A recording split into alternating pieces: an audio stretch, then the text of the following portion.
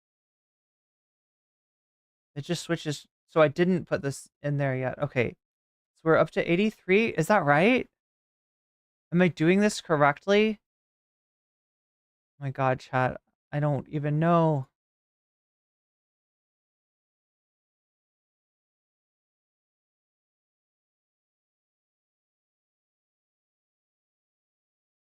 Ackleith, with the the $22 contribution to Throne, thank you. And that puts us over the top as far as the dono goal goes. And what is ahead?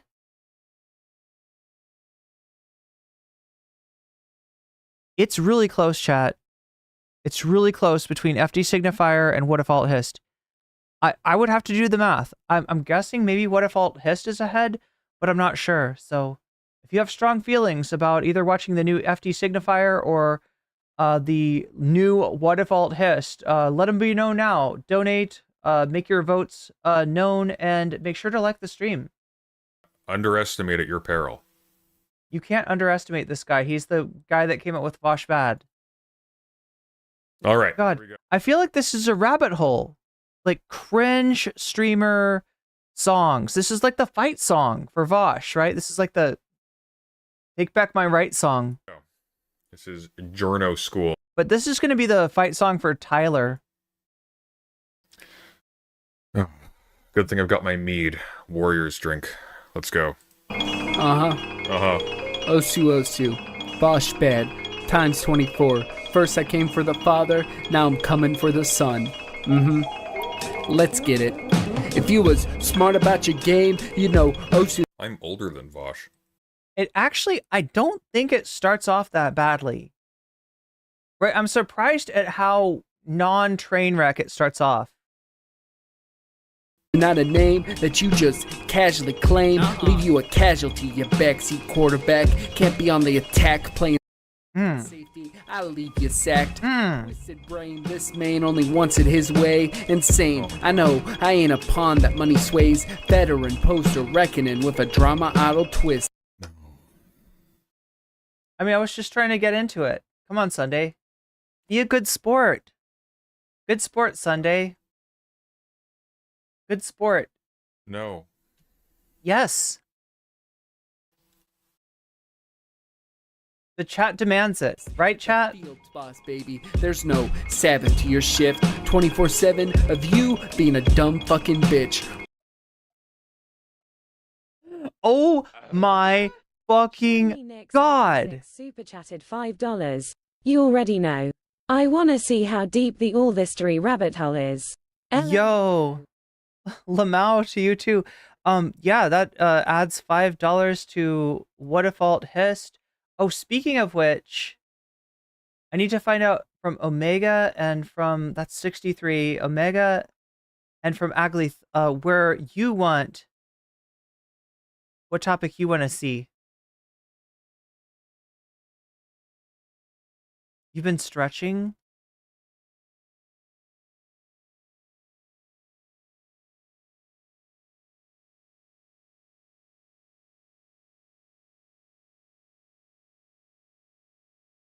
Alt Hist. Jeez. Okay, that's more for Alt Hist. That is 63%. It's up to. No maths. You're gonna take the maths right away from me. All right, so we're still waiting for to hear from Aglith. But other than that, everybody's accounted for. I think. Break your nose. Oshu says to suck his dick. See, you're disloyal stick. A lame out from you just being a dick. Throwing hundreds on. What does this remind you of? It feels like a very early backpack rap. Is that what it's giving? You know what I'm saying? Like, this shit is probably on SoundCloud. This is some...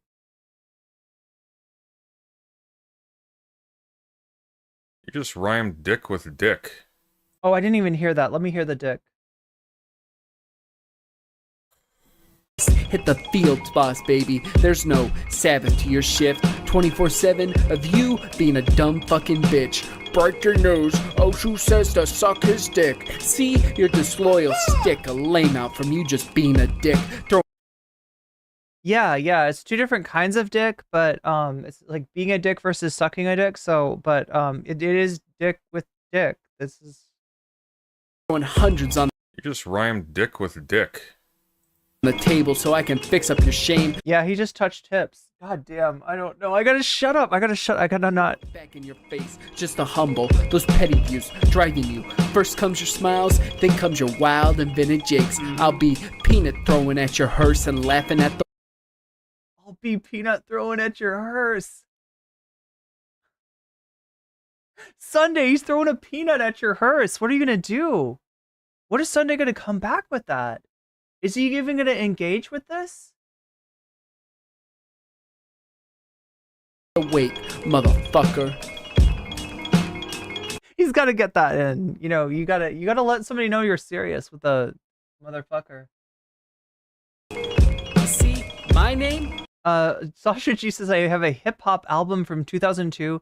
Definitely has this whole aesthetic. Yeah, it's like early. It's early shit. It stays out of your fucking mouth from now on. You Wait, the name. fucking liar. Get fucked. It goes quarter post, half a post, shit post. Chatters still hit me when they Okay, I'm sorry. What is a quarter post? What is a half a post? I know what a shit post is. ban quick. I got you cooked with 3 words, worthless as your word. I got the whole server telling you to quit. Get fucked. Let's go.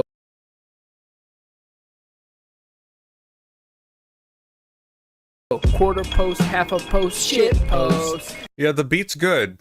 The beat's good, but everything else is like... I just wonder, like, what kind of household product were they inhaling before making this track? Chat, that is my question. What type of cleaning product were they imbibing in, like, before? It's like a machine gun firing packing peanuts. At your hearse, yeah. It's got the boom. But then everything just kind of goes. Woo. Yeah, that's exactly like a machine gun hurling packing peanuts, or even those little candy peanuts. You know what I'm talking about, chat? It's the worst candy in the world. It looks delicious. It pisses me off. You know what I'm talking about? It's the peanut candy. You know what I'm saying? It looks like these big fluffy peanuts, these big fluffy marshmallow peanuts, and it looks like it would be delicious, but it's not. It's bad. It's the worst candy. Do you know what I'm talking about, chat? It is the most disappointing candy I have ever had. I've never had any candy worse than this. Right? It is terrible candy. It should not exist. Has anybody had, yeah, the orange circus peanuts? They're terrible. They're so bad. Who made that? Who eats that? Does anybody eat that? Does anybody like that? I can't imagine eating that. They're so bad. And I've got a lot of complaints, right? Candy corn, usually overrated. There's like a few candy corns that are good. All right. Once in a great blue moon, will a candy corn be good? But usually it just tastes like wax. Daydreaming, thinking the ones like thick, hard marshmallows. Yeah. What is up with those? About posting when the low. Look, I'm trying to be nice, okay? No, the beat's not good. The beat, everything about this sucks. Everything sucks. This is awful. This is awful. What did I do? Is there more than one kind? I don't know. Of what? Circus peanut? What did I do to deserve? But yeah, it's like you're firing those and then it hits a coffin and it's just kind of sliding in either direction. Such lame enemies. Oh my god, honey roasted peanuts. Yeah. Like, I'm bored. I like the crunch, the salty crunch of the honey roasted. Queeman could do better. I'm sure Queeman has done better. Queeman I'm saving. I'm cultivating that one. Okay, that's that one. Are you sure you want to say you're cultivating a much younger person, Sunday? Are you sure that's where you want to go with this? There's a few really unfortunate synonyms to what you just implied, but I'll take it that you're saying that you'll take him under your wing as a rapper? Okay, when he passes puberty, he's going to be the battle at Ragnarok. Okay, he's going to be the one who kills me. Finally, a worthy opponent. But this is. Wait, do you like all candy corn Omega Star, or just some? Because I like some. No. Oh God, just no. Okay, I'm sorry. This Queemon Sunday like thing, it's like I don't like it. Also, I'm like, I've got to be like 4 years older than Vosh. Okay. He throws me shade, I take it, single page, looked up, and all that shit talking got you wrecked. Real posters, no. So chat, I gotta know, is the other picture, you got Miku, that's Osu's like avatar is Miku, right? Is the other picture Tyler? Because if I was Tyler, I would be like, Osu, take that down. Take my fucking picture off there. I don't want to have anything to do. Take my name out of the description. I don't want to have anything to do with this. I don't want to have anything to do with this. Oh, what about Boston Baked Bean Candy? I wanted it to be good. I really did. I wanted it to be so good. But it wasn't. I don't think it was good. Was it good? I don't remember. God. Boston Bean Candies. My son loves candy corn. So confused how, but it's his favorite candy. I mean, there is good candy corn. I will admit. I have had good candy corn. It's so rare. Irish potatoes are a candy? There's a candy called, wasn't Osu? Yeah, a Tyler mod. Yeah. This is a Tyler mod that made bars to defend Tyler. Like, felt it necessary to make a diss track on President Sunday. This is just like, look, the diss track is a skill, okay? And some people have that skill. Only my real posters know. But you, sir, are no Kendrick Lamar.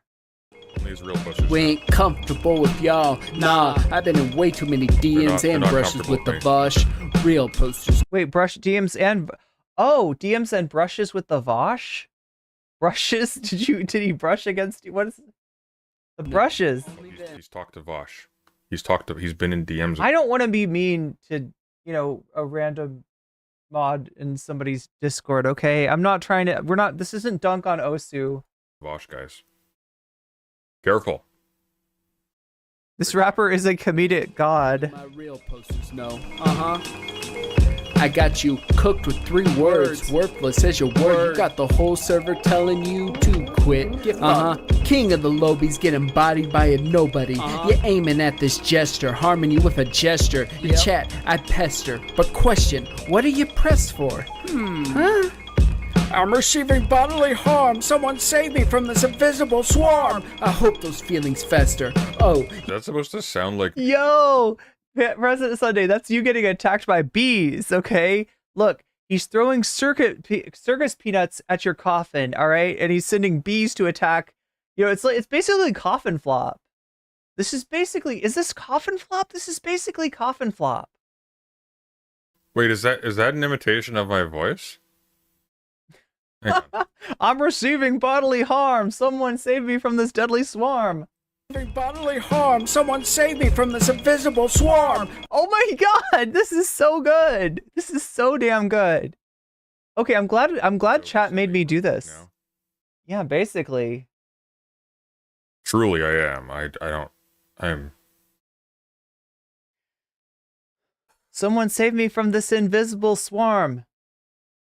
Is there more? I hope those feelings fester. Oh, you stressed, bro? I hope it goes tenfold. You bold prick, there's no boot I would ever lick. Not one. Smartest dumb hustler thought you could play money tricks, but you do you. Can't have a deep circle when you do you. Jokes, they're all on you. Who woulda knew? This all woulda never happened. Your ego self-bruised. When it... Lanty Pod, thank you for the raid. Welcome, raiders. Welcome, streamer. You have activated my stand. Yeah, we're in the middle of Journo school. Sorry, not to be confused with Journo school. This is Journo? No, it is Journo school. It technically is. It technically is. This is an amazing track written by the mod of an amazing streamer in the defense of their honor against President Sunday. Does the honor really need defending? Okay, I feel like we have to show you this. But yeah, thank you for the raid, Lantipod, and good to see you.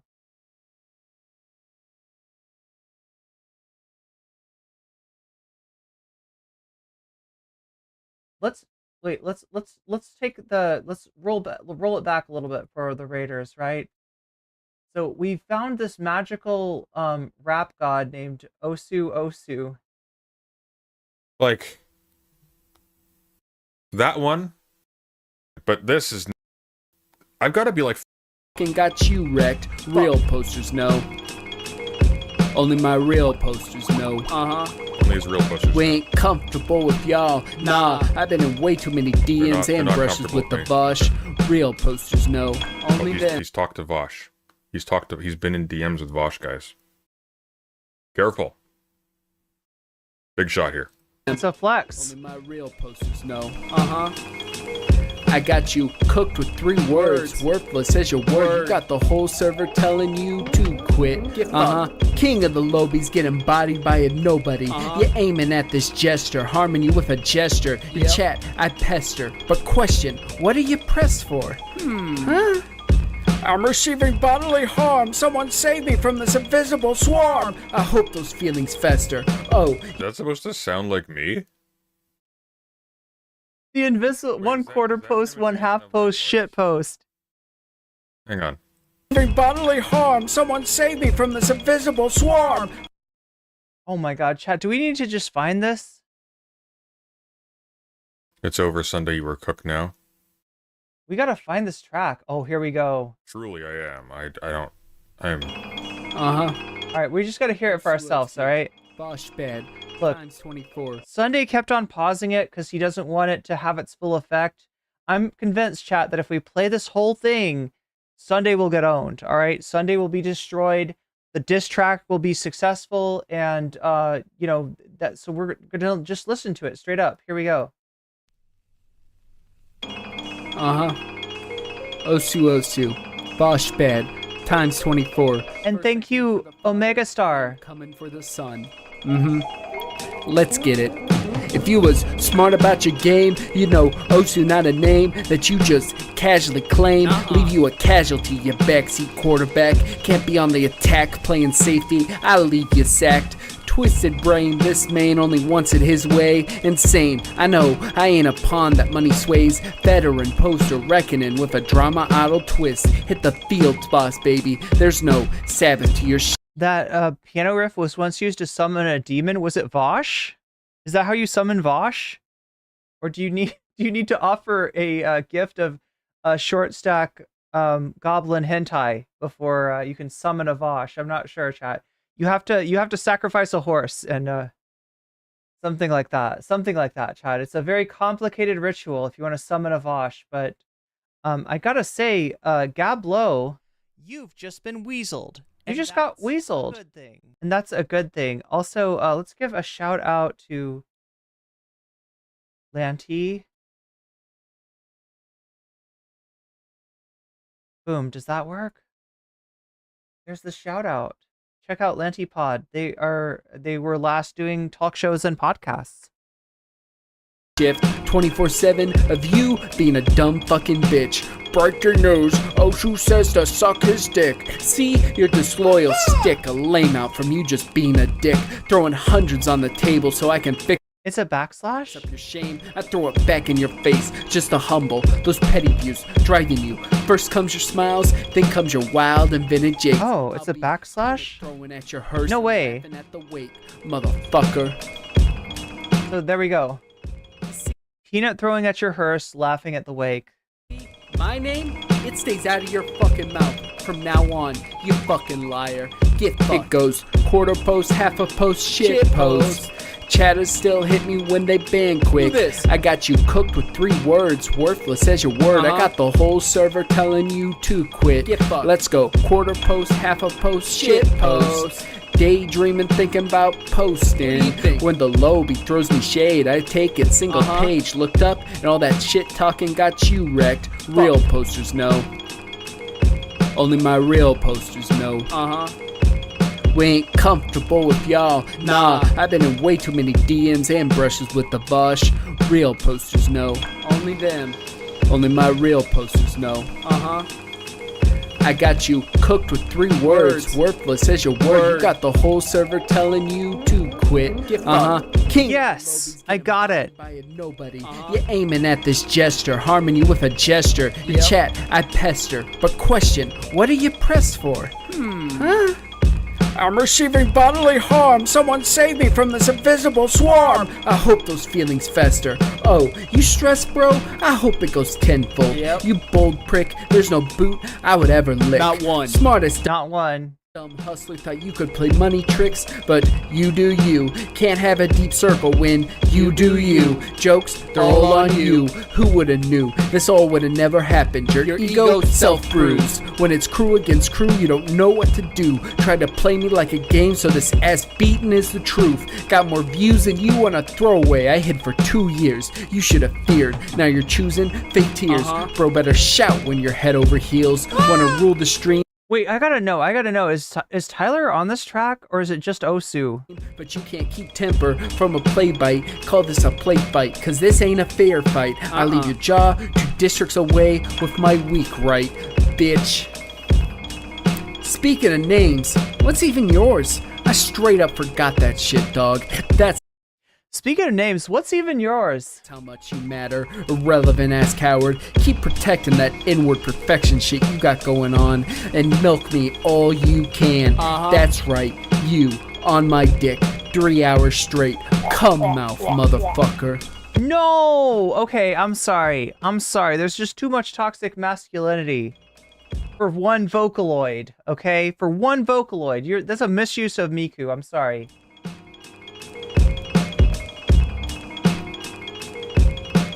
Hit you with my weak right. Yeah, that's the... Well, there we go. That is the track. That is, in fact, the track, right? And, oh my god, chat. Oh my god, what is this?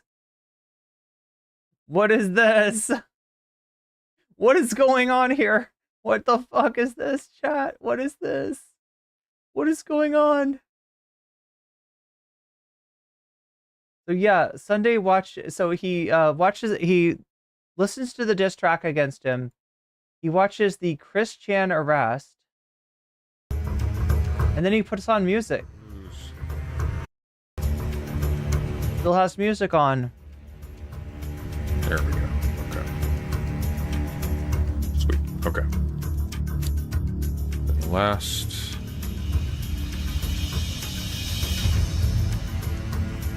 What is he cooking? There it is. There it is, chat. There it is. This horrific thing. God, that looks awful, doesn't it? Awful. Hellbent. Your artistry has failed us. Now looks fine. The guy with the glasses boxing? Yeah, well, don't they both have glasses? Irene, what about the Vosh and Destiny orbit map?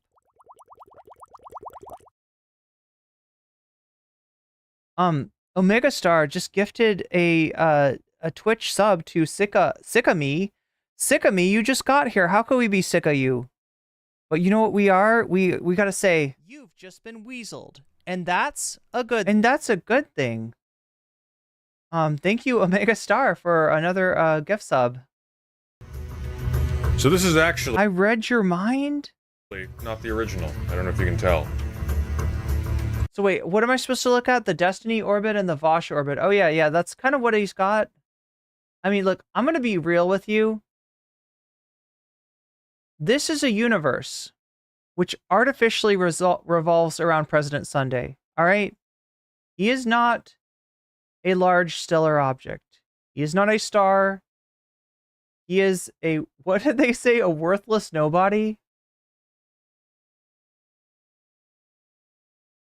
a lame nobody. He's the lamest nobody. He's actually the lamest nobody, right? But here's his map. And it's so weird. It's so weird, chat. It's so bizarre. So yeah, we have Vosh up here on the right. We're the orbiters. We got Lance from the Serfs. We got Demon Mama. We got Amazing Atheist. We got Xanderhall. We got Merrick. We got Shark. Although it's funny, he doesn't directly link Shark to Vosh when it's like, no, he is. He's got Dylan Burns. Again, directly linked to Vosh. SDL, Sockdun Left, or whatever the fuck his name is. Now, here's what he's missing, though. There's this like tenuous connection between Vosh and Lonerbox, right? Lonerbox does this weird thing where he straddles the line between Vosh and Destiny. I guess you could say Dylan does it too. There's not a lot of people. Maybe Wick. Maybe you could even put Wick as a... I mean, I wouldn't say Wick is a Vosh orbiter, though. I don't think that Vosh really cares about Wick, but if Wick organizes a debate that Vosh wants in on, he'll get in on it, right?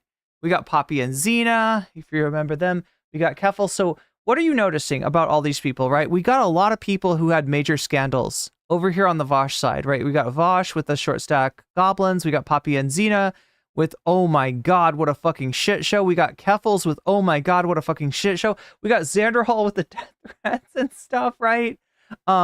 Yeah. Amazing Atheist, now a Vosh orbiter, huh? That's interesting. Tipster, orbiting Demon Mama and Keffels? I don't know. Was Tipster really... I mean, I guess Tipster's got a mod from, like, Gayfesh mods for Tipster, and banned me for being a tanky, apparently. And then somehow Riverboat Jack, Sunday does not realize, is, yes, very much connected to Vosh. But Sunday's got Riverboat Jack off here on her own. So in other words, chat, I want you to understand, he doesn't know that much. He doesn't think that deep about this. And it all revolves around him, right? The only important thing for him in this picture is President Sunday right there. Look at that. Look, isn't that wild, right? We've got 3 people who have their names typed out and a color behind it, right? Destiny, Vosh, President Sunday. Those are the 3 those are the 3 centers of gravity, according to this man's inflated ego. Okay, let's see what he's got. Perfect as it is. It is hard to tell with how perfect it is indeed, but this is actually a forensic reconstruction. Oh, sorry. We also have FD Signifier somehow connected to Destiny. No, what even is that? And then Chud Logic off on his own. I mean, sort of. Oh my God. See, he doesn't know. He doesn't know. Right. Okay. So right off, chat. A huge, in fact, there's a huge piece missing. In fact, if this piece were to be filled in, it would dwarf the rest of this chart, right? These are all pretty small people, with the exception of Vosh and Destiny, right? These are all pretty small, pretty marginal figures, right? Now Chud himself, likewise marginal, maybe a little bit bigger than Demon Mama, not as big as Xanderhall. How does that feel, Chud, to know that Xanderhall's channel is bigger than yours will ever be? It must. I'm sure it feels good. I'm sure it feels really good, right? But Chud is connected to some stuff that is very much bigger, and that is the commentary community.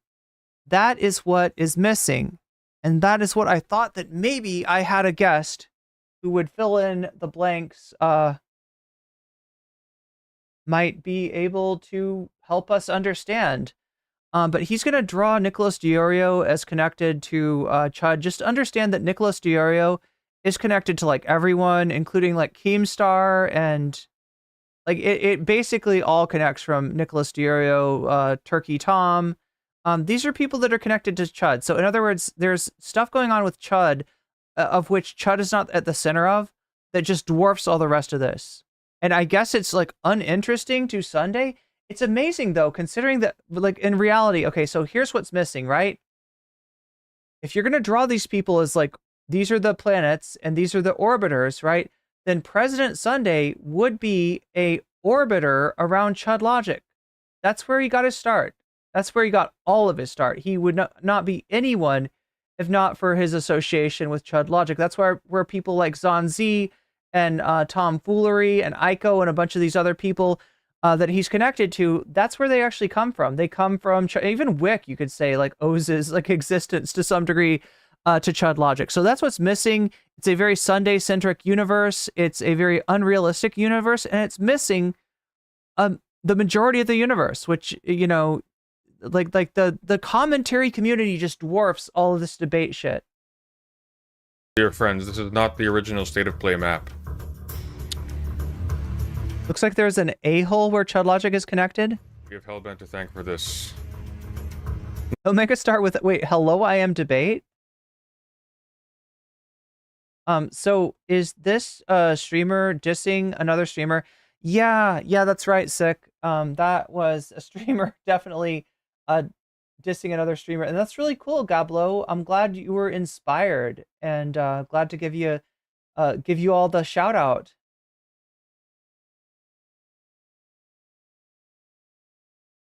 Yeah, this is what we have, is diss content from one streamer to another. And pretty pathetically so as well. Not piece of art, for the piece of art is mine, but for this faithful student's reproduction. Important piece of our political history. Look. And how much has changed, dear children. Also, why is Tipster so small? Oh, and what do the stars mean? Oh, wait, I don't know. What do the stars mean? I mean, like, the hearts probably mean that Sunday likes them. But what do the stars mean? Let's see if we can figure this out. Echo's got a star, Lonerbox has got a star, Shark has got a star, Dylan's got a star, Keffels has a star, Tipster has a star. Nobody else has a star. I don't know what this means. What do Shark, Keffels, Tipster, Dylan, Aiko, and Lonerbox have in common that Vosh and Destiny and Demon Mama and Xander Hall do not? Right? Or FD Signifier, for that matter. And so Are they lol cows? I don't think so. I don't think he's negative towards Oh yeah, because Tipster's got it. That's why you thought it was lol cows. That makes sense. And Keffels. He's a jukebox hero with stars in his eyes. What a time. I mean, to be fair, like, okay, there's like, I don't know, is this about drama, kind of? This is a streamer getting drunk, plotting himself on the map amongst other streamers in kind of a self-centered sort of way. He is the center of this universe. All things revolve around Sunday. And just like trying to show, well, what is it called? It's called the State of Play. So according to Sunday, this is the game that he's involved in. These are the players. This is the game. This is how they're all connected. It's Pepe Sylvia. Just think Pepe Sylvia. Also, fun, convenient little thing that Hellbent pointed out while making this. I used little symbols. Are you saying that it would represent like a certain number of subs? I don't think it does. Because like Aiko, I mean, I don't think Aiko has that many. Like Xander Hall actually has more subs than a lot of these people, and he doesn't have the star. Keffels doesn't have that. Tipster definitely does. Wait, no, actually Tipster technically does have I forgot about this. Tipster used to have a big channel, and now it is a dead channel. To point to like what our attitudes were. But yeah, if it was about subs, then Destiny and Vosh would have like 11 stars. To different connections. Oh boy, did this one not age so good. No, it did not. Yeah, so like I told you, there's a bunch of streamers up in this Vosh area that have had major meltdowns and crises. Vosh, Keffels, Poppy and Xena, Xander Hall, right? And to a lesser extent, maybe Demon Mama have kind of been discredited, to especially Vosh. He's still a big channel. He still gets a lot of views, right? But he will forever be known by the contents of his taxes folder, let's just say. Hey, Stardust, by the way.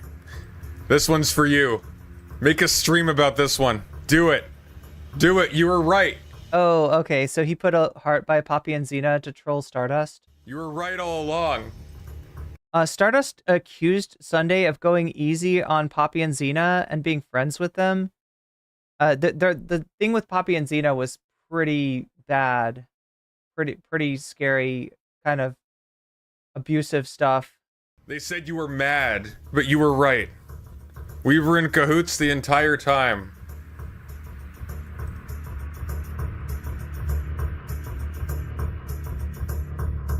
I like the music though. Minecraft server's diabolical. No, these were people we were positively disposed to, i.e., these are people we would raid. We would raid them. Because raiding them... Wait. So maybe Stardust wasn't wrong after all. He would raid Poppy and Xena? Them meant positive things for my community. This would not be the case. He raided Keffals? Wait, when did this happen? For very long.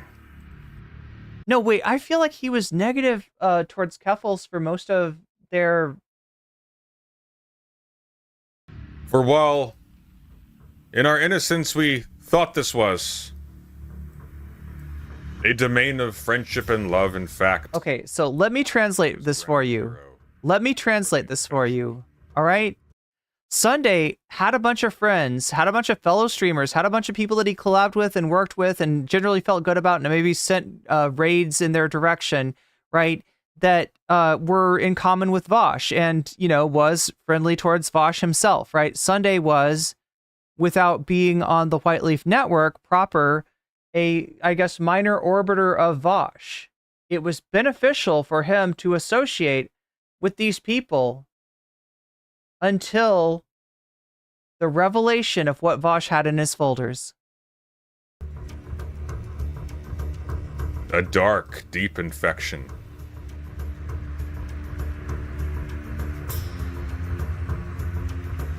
Starting from here, all weirdly involving horse, cock, and lolly. And it spread far. Far. So yeah, for the record, Demon Mama, Poppy and Xena, Xander Hall, Keffals, they all had their own separate scandals. I mean, did the yuckiness get on them for being Vosh orbiters from when Vosh's folders were revealed? Probably. Right? If you got your relevance, if you got your clout from your association with Vosh, you know, him being revealed as being into the stuff that he's into was probably a bad look. Not you for some reason. Far, not you, you're fine. He's got these weird boundaries. He's like, no, it didn't affect you. I like you, right? Even though it's like, yeah, these were people that were connected with Vosh. But it's the other people. It's the people I don't like. It's the people I don't value. They're the ones who got hit by the contamination. Everybody else is clean. Actually, he did kind of touch you a little bit, didn't it? You were still friendly with them. Oh, there we go.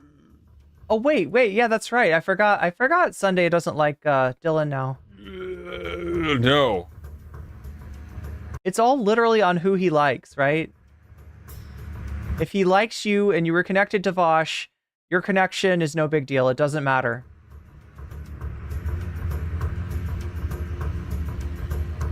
We burned it all. We burned it all down. All down to ashes.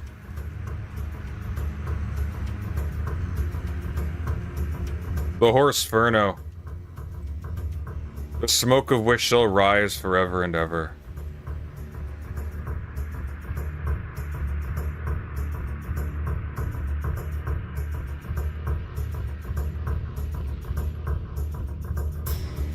These are dark times, dear children. Dark, dark times. And I mean, it is. The people that he was connected to for his relevance, right, have been discredited to a large extent. He was one of the first people to cut ties with Vosh to say that, like, his weird folders thing That's nothing, that has nothing to do with me, and I don't accept it. And those are the magic words. It's like, I disavow that. Vosh, they literally just had to say Vosh bad. Ironically enough, chat, ironically enough, it was all about saying Vosh bad.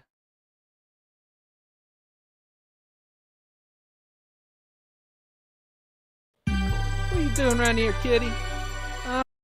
This right here? The producer. Vosh bad, Vosh bad, Vosh bad, Vosh. So there we go. Sunday said Vosh bad, and therefore he's forgiven. Dark times. Therefore, it's as if he didn't have anything to do with Vosh in the first place. Did not benefit from that connection with Vosh, right? Notice how the lava comes right up to him, but does not touch him. Glad to see Riverboat Jack survived. Well, she is on a river, so.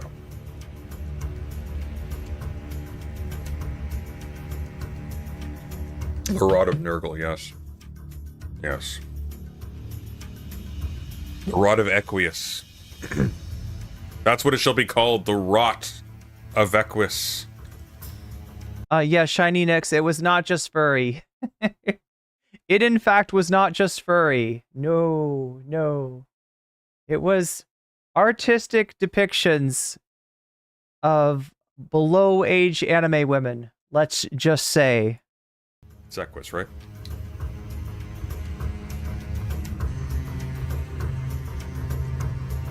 That's the one with the naked Harry Potter? Yeah. And the other thing that's weird about this is he's got people listed that I swear to God are not even streamers. Or were streamers. Now as well, another thing is spread as well.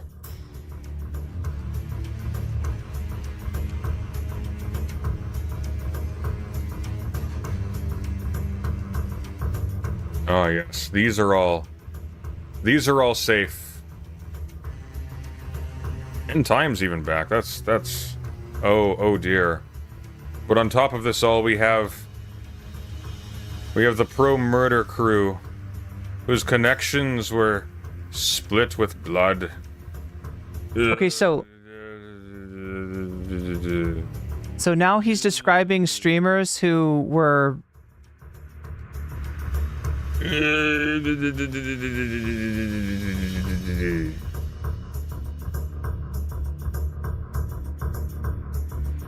The fate of the child has not yet been determined.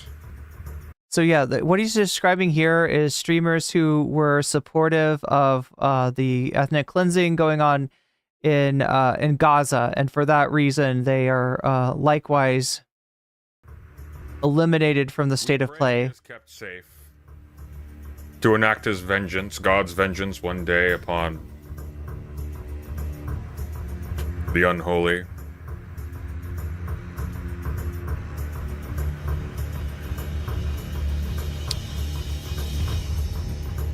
We just won't talk about this one.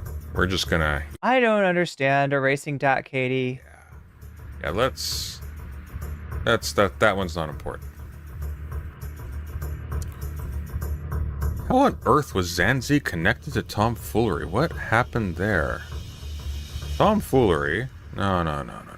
I don't know what we were drinking when we made this. This is incorrect. Clearly, you are over here. You are over here, Tom. You're over here, Tom. Hang on. Wait.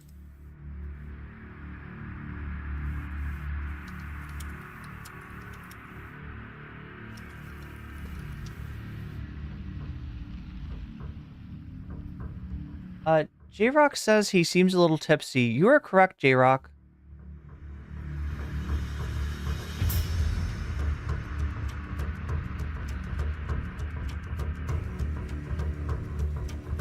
Yeah, like, I truly hate being the bearer of bad news about streamers and their downfalls.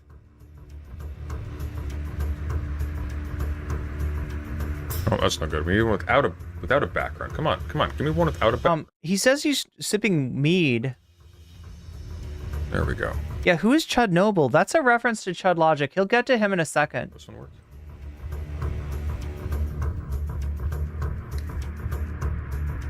There we are. That'll do. That'll do perfectly.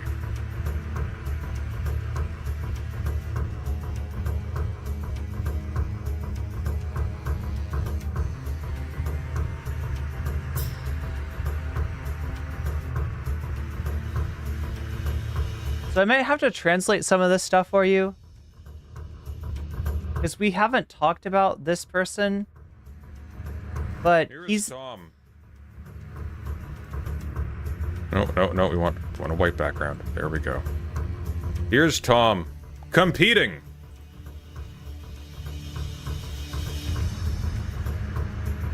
So Stevens love. The reason that he's next to a Pizza Hut is because tomfoolery manages a Pizza Hut. Or the pizza imposter.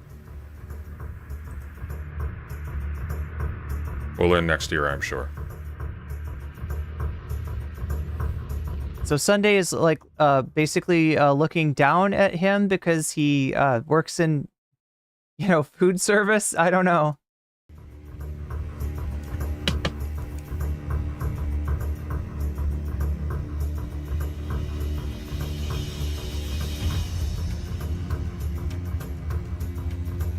I don't know what the hell you've been up to, but you just keep on your merry way, you Tom Bombadil of Twitch Poll.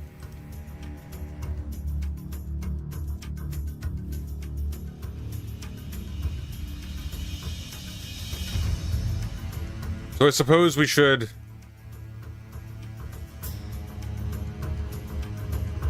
purify this map of sin. I love the idea. Like you, but you have stopped streaming. I love the idea that the amazing atheist got slimed by Vosh's folder too. Ah, sweet clarity. Like the And drunken peasants, and deep fried. Those people, right? Amazing atheist, Paul's ego, Scotty, etc. They are antagonistic towards Vosh most of the time.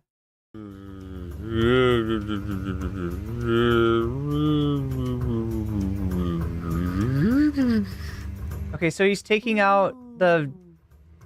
Ooh. We must leave these. We are in a relationship of war with these fools, but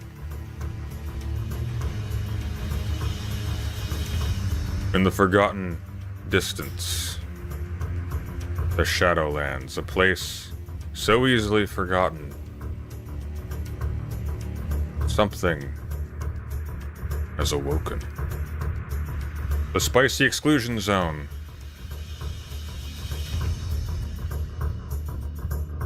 Uninhabitable by human life for so long. Radiating hatred and evil. Has begun. So yeah, let me translate this. This is Chud Logic. This is the creator that Sunday orbited first of all.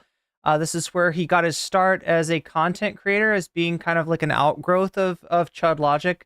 And unlike Q-Man, who we watched a video of a few nights ago, right? Sunday was a sentient and independent outgrowth of Chud Logic that eventually spun off on its own direction, bit the hand that had fed it, and then came back to Daddy. When Sunday realized that he still needed that connection. And it was a sad thing, chat, because he lost his place in line. Like, whereas Sunday is a very early orbiter of Chud Logic. Had he not bitten the hand that feeds him, and let me be clear, when I say bit the hand that feeds him, Chud hired an editor who is, I don't know how to explain this guy, piece of work, right? But also transphobic. And his community was like, always super reactionary, but like nominally on the left, I guess, in the beginning. Chud Logic I'm talking about, right? A lot of people don't know this. And this seems counterintuitive, right? If I tell you that the premier transphobe on you know, in YouTube commentary is actually like a former trade unionist, right? You wouldn't believe me, but no, that's exactly who we're talking about with Chud Logic. So yeah, Sunday, when this editor took over, kind of like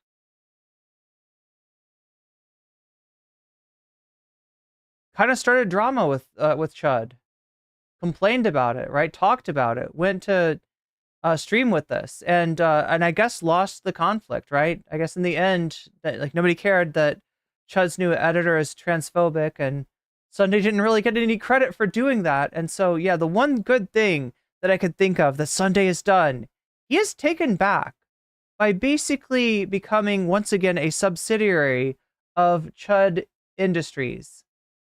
And not only that, chat, there's a new number 2 in command, and it's not Sunday. So he lost his place, right?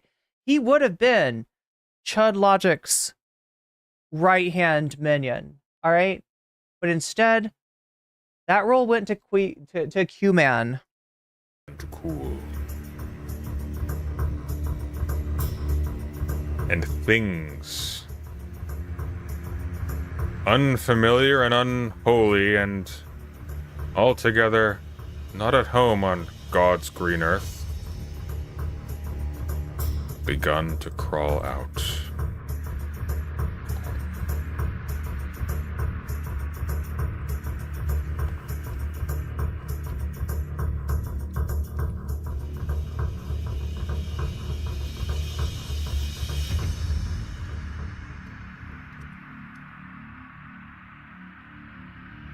Oh yes, this will do. This will do nicely. This will do. So I guess we have a Cronenberg. We appear to have a Cronenberg. And what Cronenberg's this Cronenberg? I can't say. But I can tell you that it's definitely a Cronenberg. All right.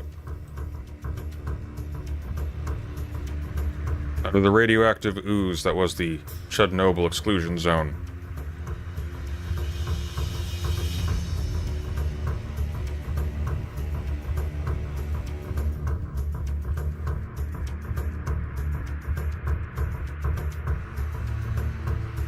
I guess I can't really lead with that, can I? That wouldn't work really well.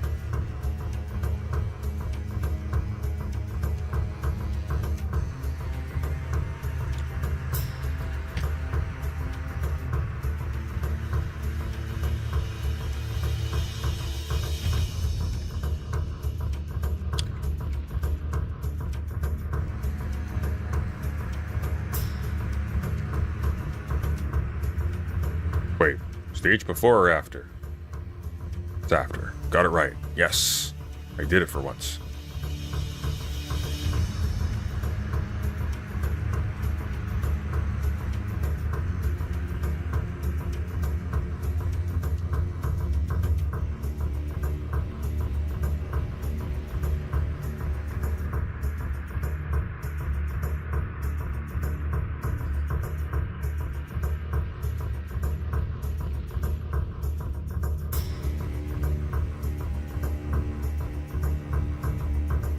The potential of its corrupting influence has not yet been tested.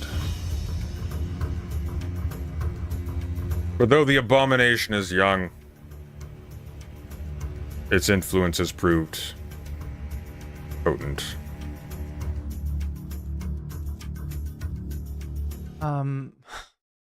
Wow. And I learned to be very bored of this one, just so very bored. And because I am bored, I will spit you from my mouth. As with you, boring. As with you, boring. Boring, can't even laugh at you, not even fun to mock. Just boring. God, this like goes on for a while, doesn't it?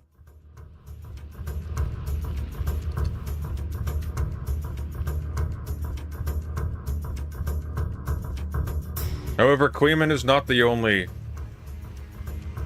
I mean, just understand, Shiny... creature of unknown origin that we have encountered. Just understand, Shiny Nix, this is President Sunday's like impression of things, and it's not very complete, it's not very accurate, and it is very self-centered. It is a very distorted map that you're seeing of the but not altogether inaccurate, I guess I could say.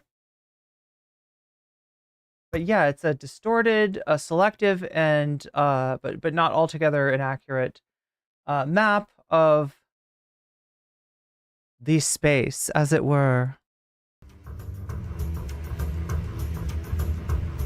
Actually, it's been pretty good, all things considered. Massive disagreements aside. Those massive disagreements being the something like the rights of trans people, I guess. That's what he's talking about. He just yada yada trans rights, chat. I hope that Sunday fans notice that. That was a yada yada of trans rights. You know, whatever. You know, some major disagreements aside. A weird state of affairs, let me tell you. But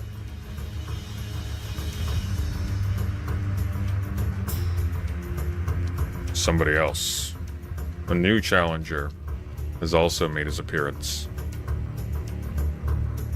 A new isolate yet equally potent evil.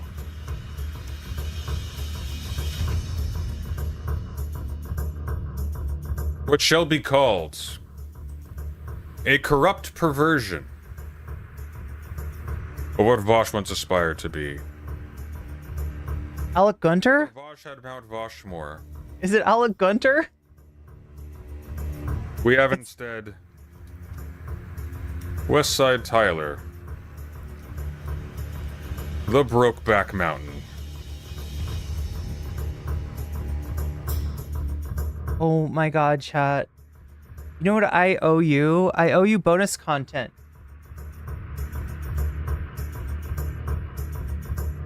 But I'm just so amazed by this fucking Pepe Sylvia exercise in narcissism.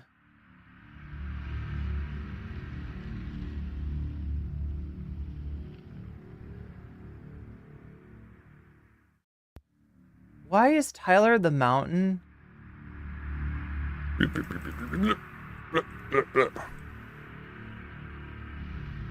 I don't get it. And also, why the Brokeback? Oh my god, chat, what is going on? What is going on? What is going on in Sunday's subconscious? Or maybe not so subconscious.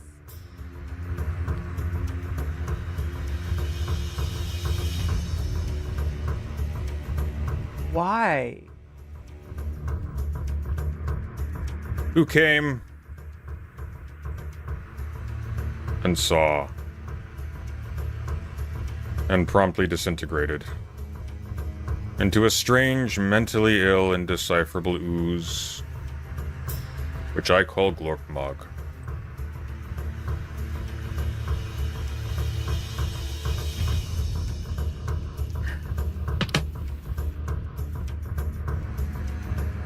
No, but we don't need you, do we? No, King Crocoduck disappeared. Disappeared, fell apart, flattened like a flan in the summer.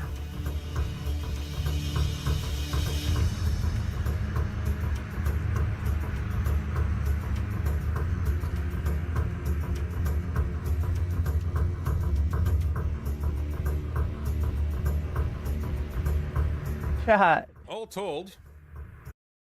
Chat, he just messed up Lucy and then he recompleted Lucy's circle with the wrong color.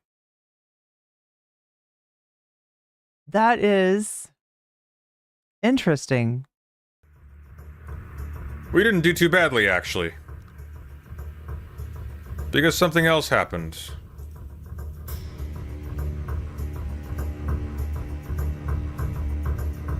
He grew.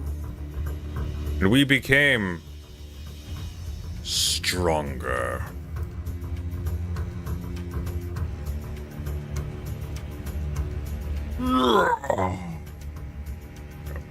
See, that would have been cool if he could have done it. More cathedraly. No, that's too yellow. That'll do. We're not going to be that picky here. All right, Zanzi, come on, stop being a square. Get in there. No one thinks you're cool. Just play with the rest of the team. Okay, we can't just sit here and watch this. This is slip him up his nose. But now, wait. Left Beckett. Something else curious has happened as well. Oh, wait a minute. We need to figure this out. Beckett is no longer merely Beckett. When we last left Beckett, Beckett was but a cuckle, dried out on the beach, waiting for a toothless Englishman to slip him up his nose. But now, what?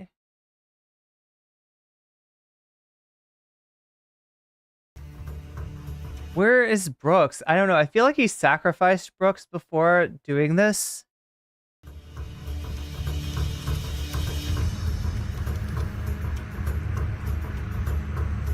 He's making way less sense as he goes on. Or is it a literary reference? Is that like a literary reference, perhaps? Could it be?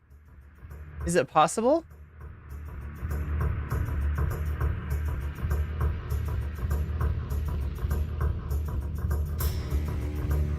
What the fuck?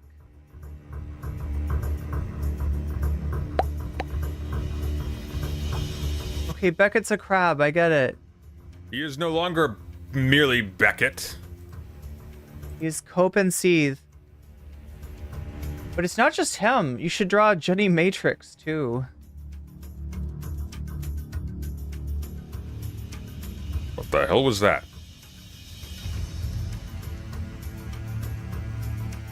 Don't you disappear my text. How dare you? There we go. Whatever. That'll do.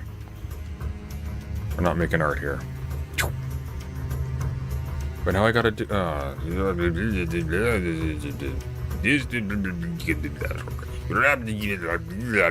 Alright. Okay. And what is interesting is these are alliances based on social fluidity. These are people we disagree with on almost everything. These are people I don't think we have anything intellectually in common with. But they have appeared to be actual people, which is apparently a novelty. Because fuck these nutballs, what even is going on with these people? What is wrong with these people? Sorry, Riverboat Jack, you didn't do anything. You just go over here. We haven't figured you out yet. In fact, you're gonna go. You guys are down here. You're a Oh my god. Okay. Well, Twitch is a realm of action. It is not. Now this is funny. This is really funny, right? He's calling himself Twitch Pull. And although I will agree, right, that he, like I said, he's got to start from Chud Logic, right? He is definitely Twitch Pull. So why that sounds weird to anybody who's keeping score at home is that he's on YouTube. I'm on YouTube, right? This isn't Twitch Pull. This has got nothing to do with Twitch, but it does. But it does, because its roots go to Twitch. Its roots stretch to Twitch. It is all created and still kind of controlled, right? Which surprised me about Sunday, how much he is still controlled by Twitch Pull. How much he is still a fucking marionette of that shit. Because he's on YouTube, and he's never been on Twitch. Or he might have tried, but like, right, he just knows people from Twitch. That's his connection. But he's still behaving as if he was subject to the whims, right? As if he were contained in a small aquarium. When in actuality, he has the entire ocean of YouTube to possibly swim. And yet he chooses, chat, for whatever reason, to remain in this little glass bauble that he calls home. Interesting that. Really, really fucking interesting. I mean, look, he's definitely not to be trusted. He is a pirate. But maybe he is still a privateer. maybe he still has this weird loyalty to this strange conglomeration of uneasy allies that is Twitch Pull. That is the place that he stepped into when he went on Dylan Burns, right? That is Twitch Pull. And the fact that he is the furthest left person represented on that panel is no accident, right? That's the nature of the beast to which he is still in thrall, chat, in thrall to the beast of Twitch Pull. And he cannot seem to get himself free. He cannot seem to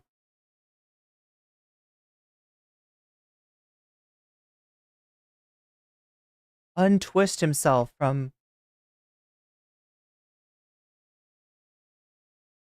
the barbed wire that is Twitch Pull.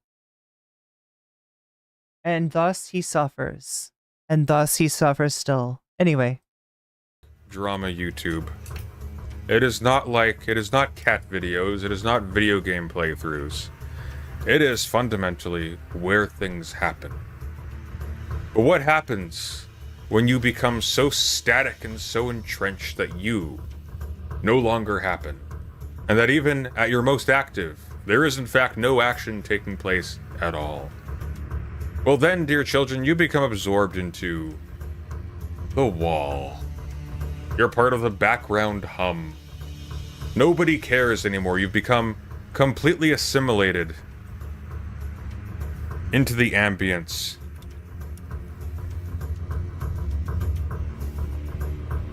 Like this one.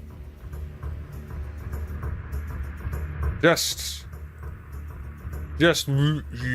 got so big and then became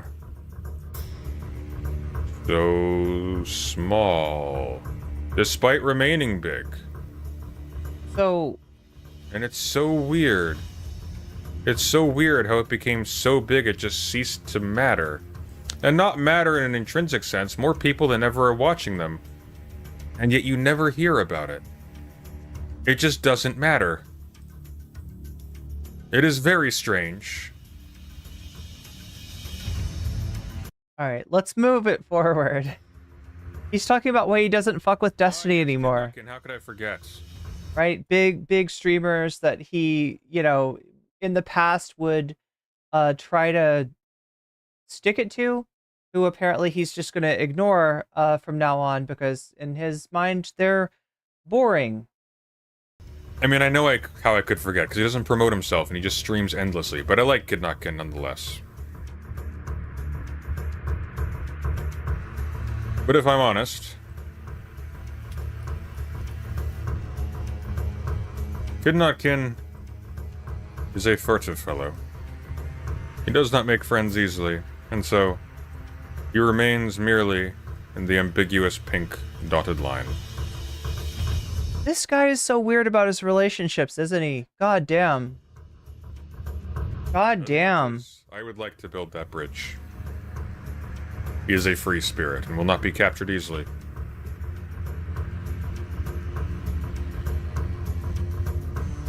Yeah, Sargon's doing all right with his Lotus Eater show. That's what he's trying to say, though. They're big, they have viewers, but he's just, like, not interested. So thus, they are irrelevant. Lance and the Serfs, we have no ill will. We've raided them before. And so we will downgrade them from a hostile line of forgotten color to an ambiguous one of the pink of loving intent.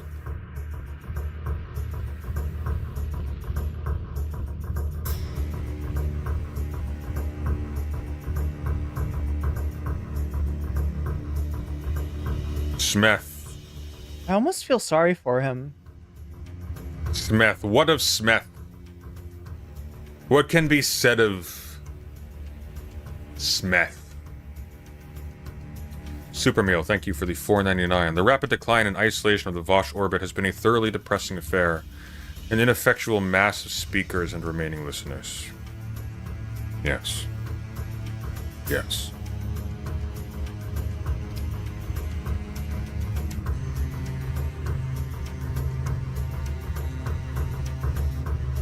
Sunday would be an awful drinking buddy, says Izzy Sanchez. He would ruin everybody's buzz. Buzz Killington. Okay, what else you got, Sunday? Self-interested freaks who would backstab you for a nickel. Oh, he's feeling hurt and vulnerable. And now, That's sad. we are self-sufficient. He says, I am a rock, I am an island. Family Robinson has had time to prepare. The pirates, you say? What do you know of pirates, Sunday?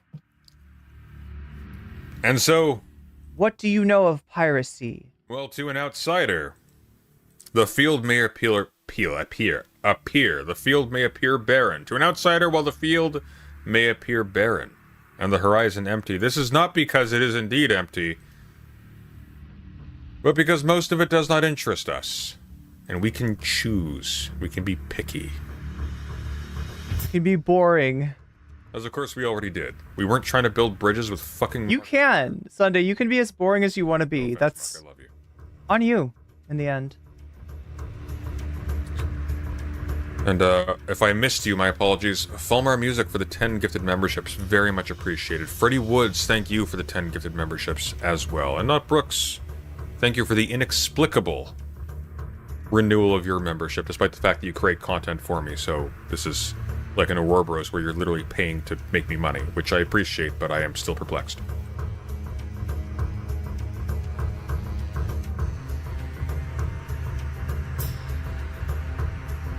Markiplier is the final. Markiplier is not the final boss. Markiplier is the final angel. Ruidon, thank you for the membership. They're impressed with this. They're impressed with this. I mean, this is content, though. This is like... That's the thing. Like, I am offsetting what I cost. the thing I'm surprised of is how much Sunday's like willing to make himself the content and make his processes, his mental processes, the content.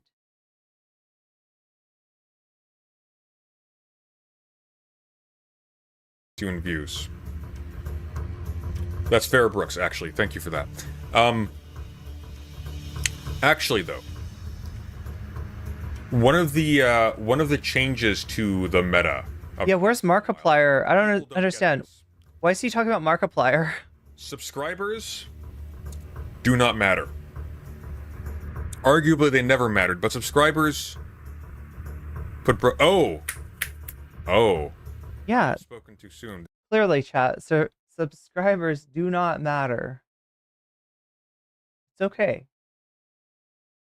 You have to defend yourself. There is... Or another ring was made. Because you all don't know this, but...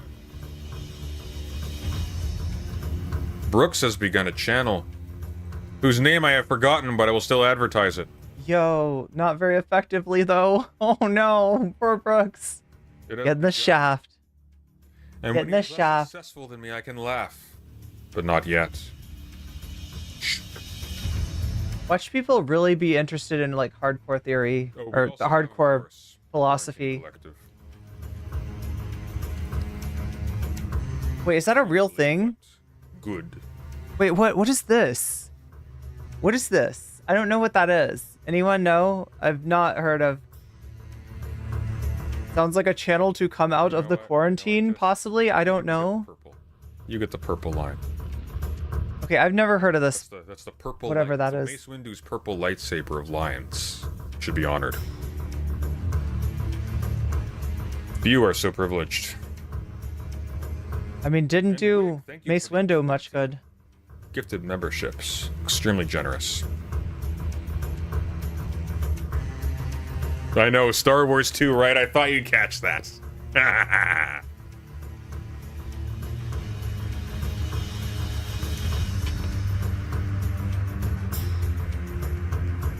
Wait, are they?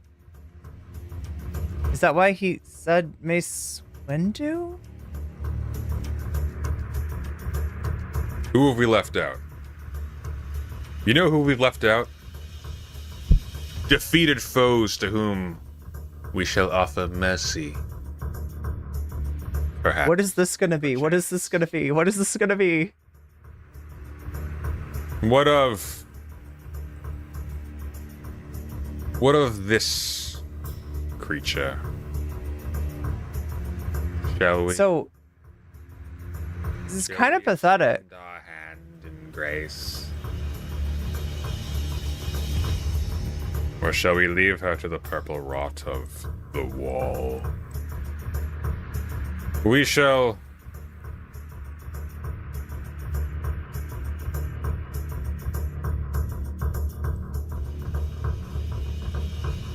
I don't know, Izzy. Can we confirm that? I don't want to accuse him of something that he's not saying.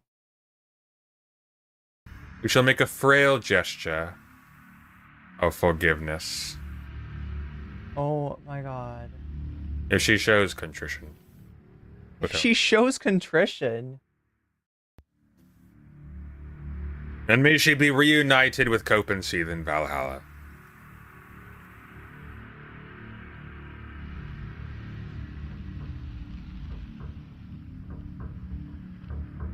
Oh, I didn't. Who else? Who else? Oh yes, of course. We've forgotten this one. We forgot this one, didn't we? But they have not forgotten us, because who could? No comment chick. What? Has reappeared strangely. I'm not even going to correct the text of this one because I am banishing her immediately to hell. Away with you. Foul mongrel. Where is origin of Logos? Logos? He is in the sweaty bald part of our hearts. So there we go. There we go. The Borellian Wall. A most just Now you see what I've been hearing about. name.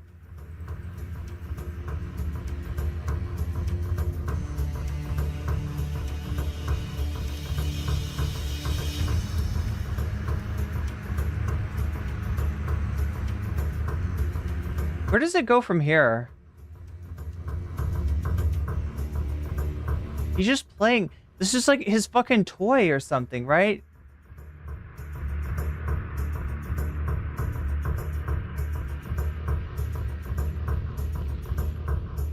Wait, did you miss what he said? If you need a shoulder to cry on, we're all here to support you through this terrible time, I know, right?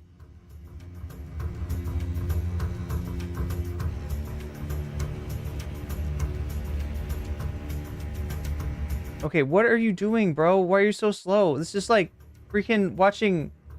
I feel like I'm watching Keffels meets Chud Logic meets Q-Man, right? The ultimate dead air stream. It's just... that's all it is. It's fucking dead air. I missed. And So much dead air. all off center. What is this? What am I doing this on MS Paint or something? Dear God.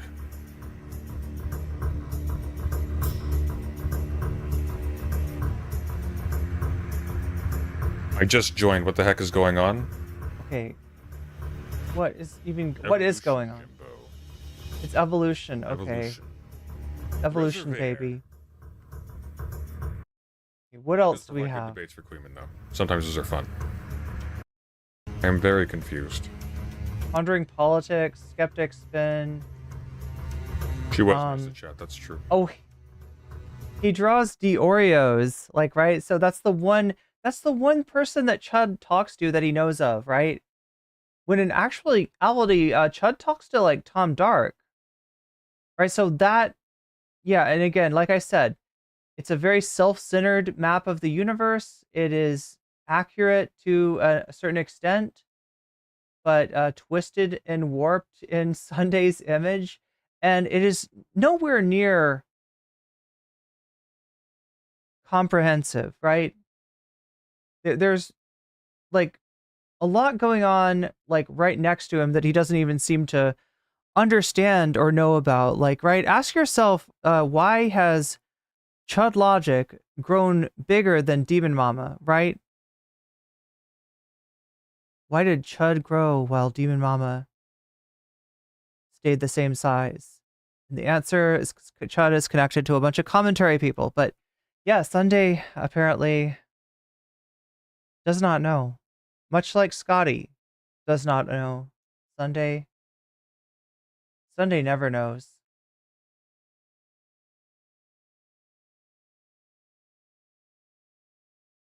High pitch.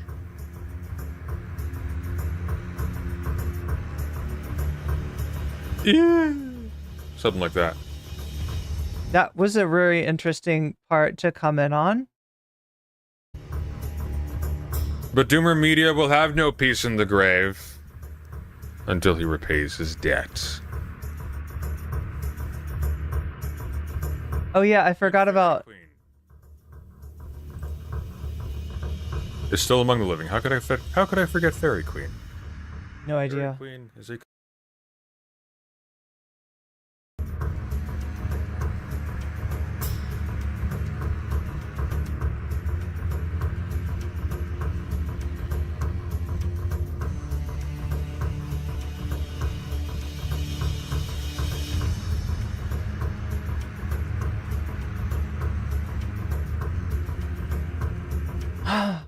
Okay, so Wick is... How do I explain Wick? Wick is somebody that wants to be... They want to be well-known, they want to be influential, and they got like nothing going for them. So they do a panel show, and they bring like the worst people on. Like they've had conversations where the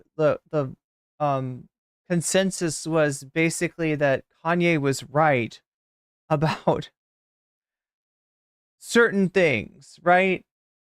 So a messed up place, right? This is just like Wick is the fishhook theory, right? He is the liberal centrist that actually is somehow incredibly reactionary and incredibly useful to right-wing people, like the organizer of the right rally that he just had on. And so I guess I don't know why Sunday's formerly Wick's incisor, that he gets Wick's tooth or something.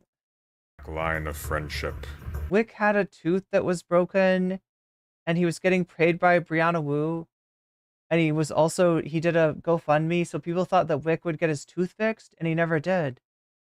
So it's a point of interest to people for some reason. I don't know. Indeed. Communism means we share teeth, yeah. It's mutual tooth aid.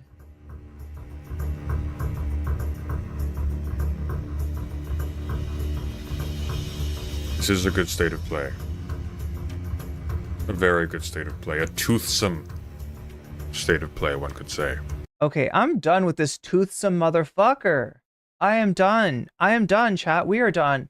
Do we have a decisive winner for the... There are some people out there, and if you're one of them, you can let me know which of these topics you want to see covered. But we did indeed hit the dono goal, and it does seem like I do not have to do my math.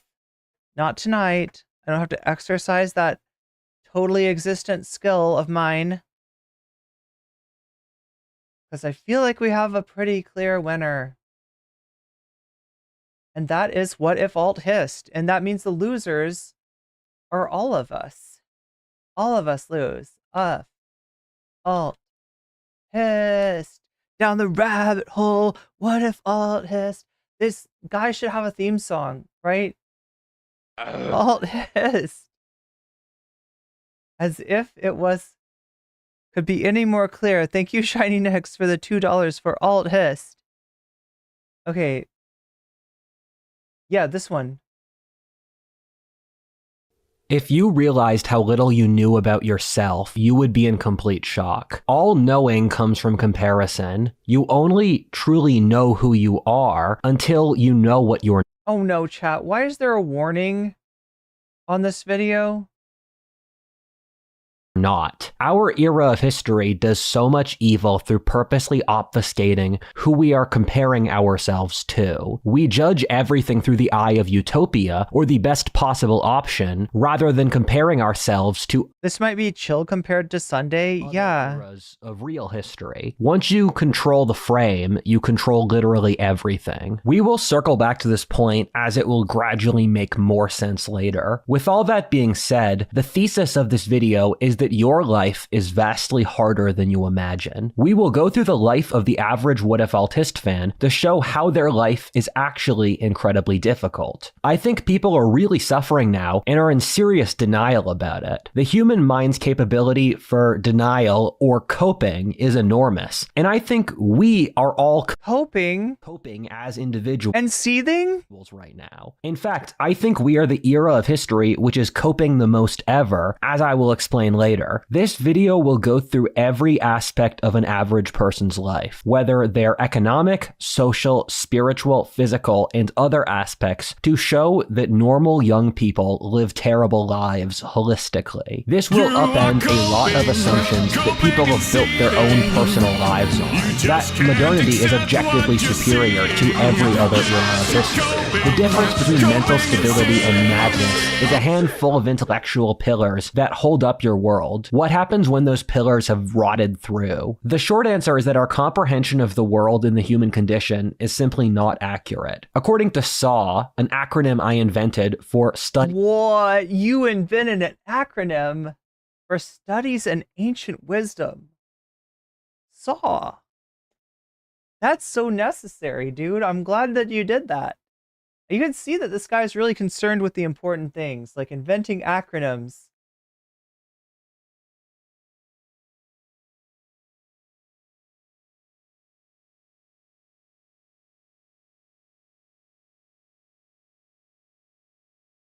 And ancient wisdom, which I will explain later, is the convergence between what ancient folkways and world religions have taught across all of history, which very much converges with recent scientific studies in the 21st century. Studies that show that, like, tradcons have a 20% higher sperm count. I don't know. That human nature is not at all what the 20th century and what our background believes. Once you understand the true nature of human nature, the horror of what our society is doing is so astounding. It will leave you breathless. Yo, we got the theme song, What If Altist.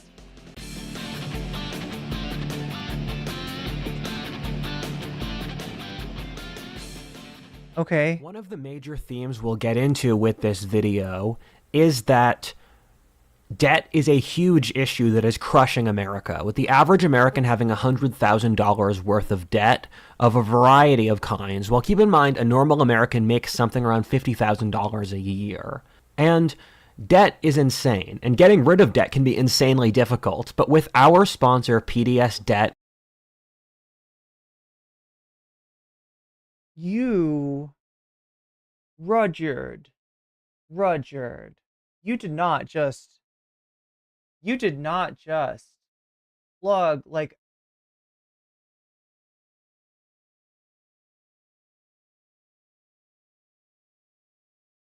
a predatory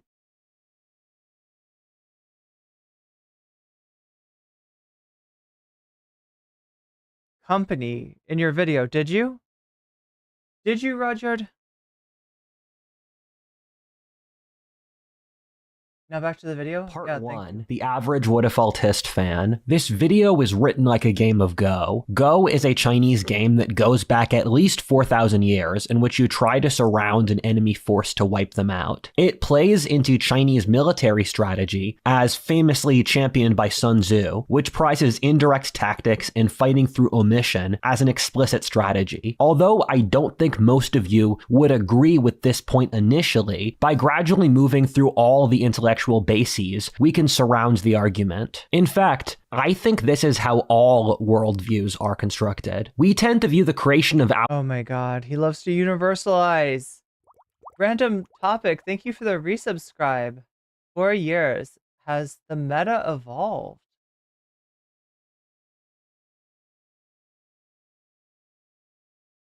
our worldview, in which our civilization is currently built off ideas like feminism, liberalism, science, or meritocracy, was created through rationalistic scientific study. That social scientists ran rigorous tests in which they steel-manned the case and looked at all the opposing options and used the results to construct— They steel-manned the case? Brother, what are you talking about?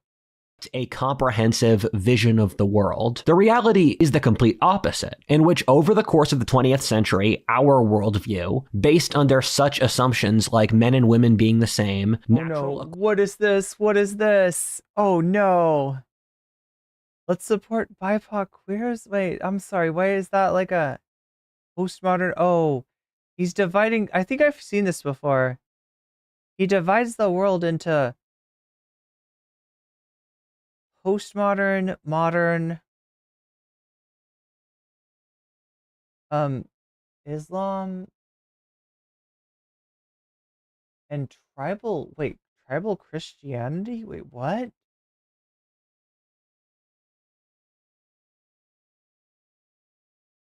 What the fuck am I looking at? Communist?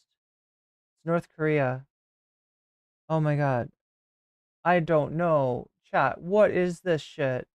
Quality, the blank slate or the noble savage were just assumed to be correct. Anyone who disagreed with these ideas was shamed and kicked out of society. This was since it was inside the self-interest of those in power to believe these things. When we did test them in the early 21st century, we realized that they were completely incorrect. The way people build worldviews instead is that their worldview needs to make sense for the facts they know and the things that happen to them in their daily lives. Just like Sunday, their worldview only needs to make sense to them for the facts that they know, right? Anything outside of that realm of knowledge, it might as well not exist to them. Aristotelian worldview collapsed as there were too many facts that it was clear that the wise ancients were unaware of, whether the existence of the Americas, the scientific method, gunpowder, and they were very clearly wrong on stuff like the human body or physics. Then people gradually look for a new worldview which can encompass the facts. Once the new worldview hits critical mass Oh wait, is this the Four Humors? Explanatory power. Yeah, this is the Four Humors. People accept it unconditionally. Once a new worldview hits critical explanatory power for the lives of the people in it, people will accept it unconditionally, living and breathing its assumptions. Kuhn invented this theory of history called paradigms. However, this process is in no way rational. Normally, it's accompanied by bloody wars in which the new order kills off the old. Even with irrefutable evidence, the old generations die with the old ideas. As the saying goes, science advances. Wait, that looks like a chocolate-covered DNA. One grave at a time. The old order gradually dies as there are too many examples of the theory not working. Like a game of Go, you gradually surround the old paradigm, with the final execution being a quiet moment, after which the theory is discredited over a long period of time,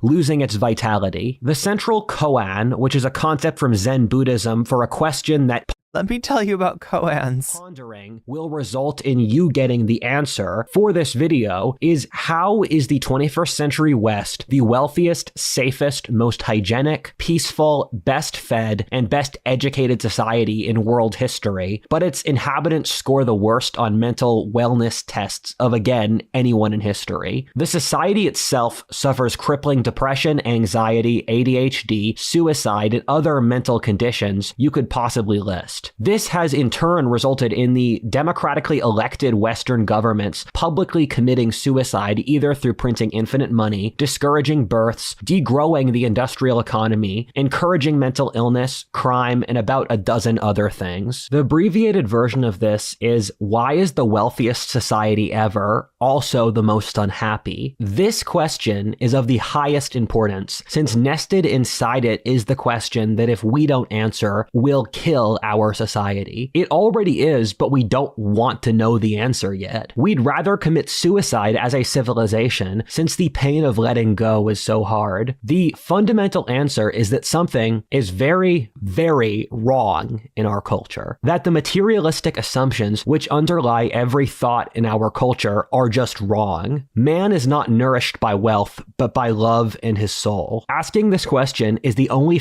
Okay, so I gotta say this, right?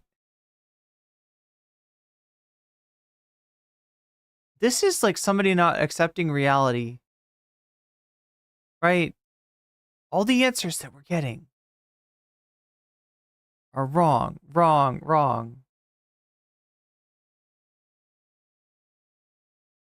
fighting chance our people have for survival. To start this story, let's look at the life of the average what-if-altist fan. We'll look at every single aspect of their lives to what is this going to be? Gradually see. Do we really want to go into the mind of an incel here? What is wrong with the world today? I feel like this is not healthy. This person is of course imaginary, but there's often greater truth in an imaginary symbol than in the real world, given the symbol can elegantly encompass truths far more complex than anything else. Also, having met hundreds of people in this audience, the what-if-altist audience is holistically better off than the general public. And I say this because it's true, not to flatter you folks, but the what-if-altist audience is more psychologically stable, intelligent, educated, wealthy, and driven than the general public. If anything, this is a pretty generous look at the modern world and life today. About 95% of this audience is male, so our character is a Yep. Sounds about right. Man by definition, and a majority of this audience is American. Thus, our character will also be an American. Having met them, it's obvious that this audience is predominantly white, so he'll be America's most common What? ethnic mix of British and German ancestry. The state with the most viewers in total number is California, while the most populous city in California is Los Angeles. The state with the highest per capita what-if-altist fans is Missouri, but I'm going to go with total number, not per capita. Most Americans live in the suburbs, so let's put him in a middle-class suburban neighborhood in Burbank. The average age for this audience is something around 25, so skewing significantly younger than the general population, and on the older side of the Zoomer generation. The average income for someone that age is around $40,000, and this audience is significantly higher income range than the general population, so let's put him at $50,000 a year. Let's name him Tom Eldridge. Tom Eldridge and my personal life aren't very similar. Thomas Matthews Eldridge, that sounds like the shooter's name. God damn. I'm just gonna throw that out so you guys don't pick through his life as a way of learning about me. Eldridge is a compilation of lots of normal people I've met in my life. She colored New Mexico as England. There are going to be a few people in this audience who'll be saying, yeah, no, this guy is sus. I am literally Tom Eldridge. Let's get into Tom's life. I mean, some of them are. Part 2, Childhood. Tom Eldridge was born in 1999 in Providence St. Joseph Hospital in Burbank, California. He's born into a middle-class family in which both of his parents work. His family aren't from California and sacrificed lots of traditional ties to move out there from Indiana. He's from a loving family, but his mother fell out of love with the father, thus they divorced when he was 3 years old. This is how half of marriages ends today, skewing older towards his Gen X parents. The father did nothing wrong, but as the protocol goes in these divorces, his mother got custody. His father became dissatisfied, leaving Los Angeles for Arizona. His mother raised him by herself. Eldridge has one sister who became a hyper-leftist, as was normal. A hyper-leftist, as was normal. Everyone in Los Angeles is a hyper-leftist. For girls in her demographic and age. She got a useless degree and works as a barista, channeling her rage into politics. His mother got her rage stressed at working and supporting the children at the same time. She would go years with certain mild substance abuse, like smoking tobacco or alcohol, without it taking over her life. She would also have various boyfriends that never stayed and didn't really have any interest in being a stepdad. There's an important anthropological detail here. Through studies, we found that family structure is incredibly important given that it imprints what seems intuitively correct onto people. Oh no, oh no.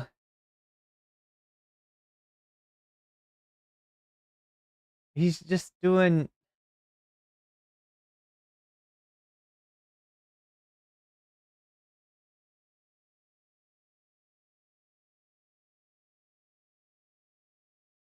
Okay, so absolute nuclear, egalitarian neutral. Sorry, egalitarian nuclear. Anemic? Wait, what?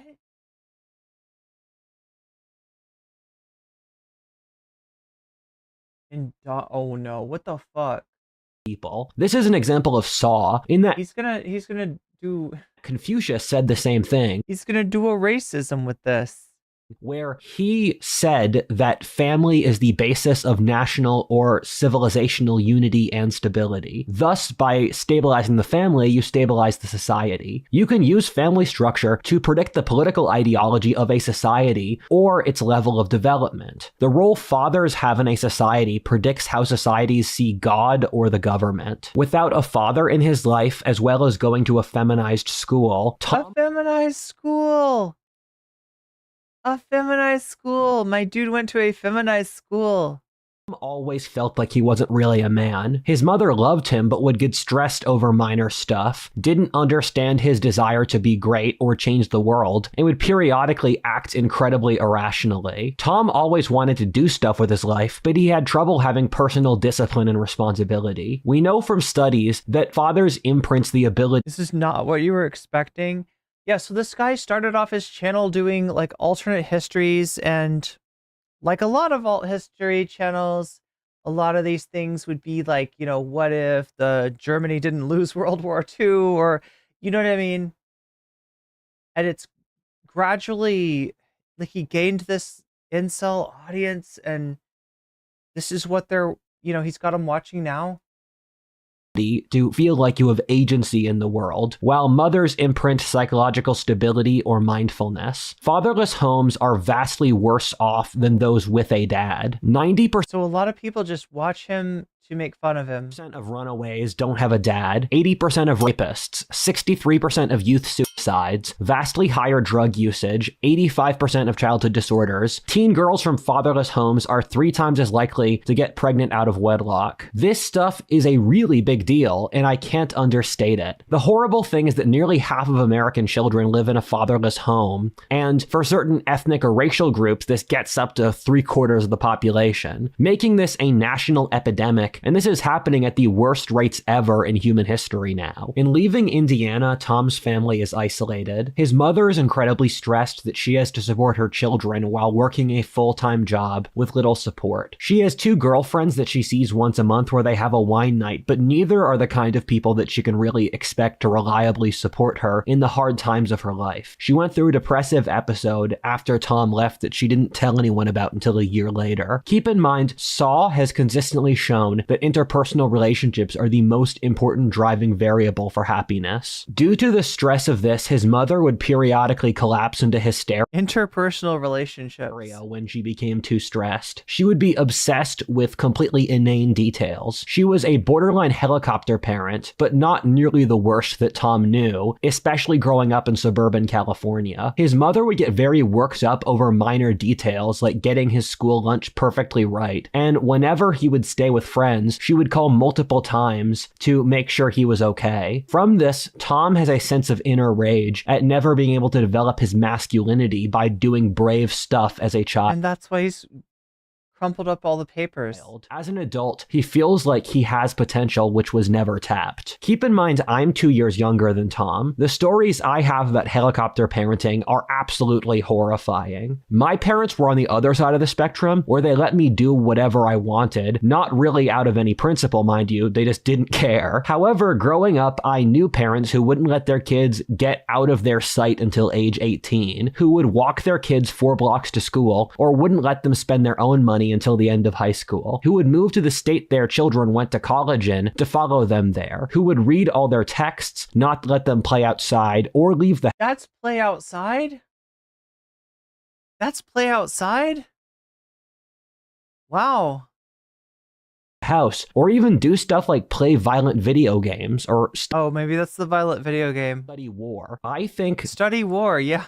That's a fucking normal childhood activity, study some more. This is legitimately evil. That's since the parents, through helicopter They need to study war. parenting, are robbing their children of agency. Children use their childhoods in order to play, to figure out the world, to test themselves socially, to go on adventures, to learn their boundaries. This is why Gen Z, or a major reason, why they have such cripplingly bad mental health issues. As a Zoomer, I know these people, and it's crazy that loads of Gen Z can't go to work, ask someone out on a date, go on a call, a road trip, and are offended by someone who contradicts their politics. You will never know how bad this issue is until you see it up front. I think this is an issue on the proportion of a national calamity that no one talks about. When I was growing up, it became taboo to let kids play outside unchaperoned. For older people, wandering around town by bike, hanging out with friends whenever they wanted, and exploring was just seen as totally normal. My baby boomer father would just wander around town all day as a child. My parents let me do this as a teenager, where I would bike 20 miles a day alone, but they were the exception. Literally, if people saw other people's 10-year-olds' kids playing outside in their own yard without their parents' supervision, they would call the police on them. I was there. This culture was real. I find Zoomer children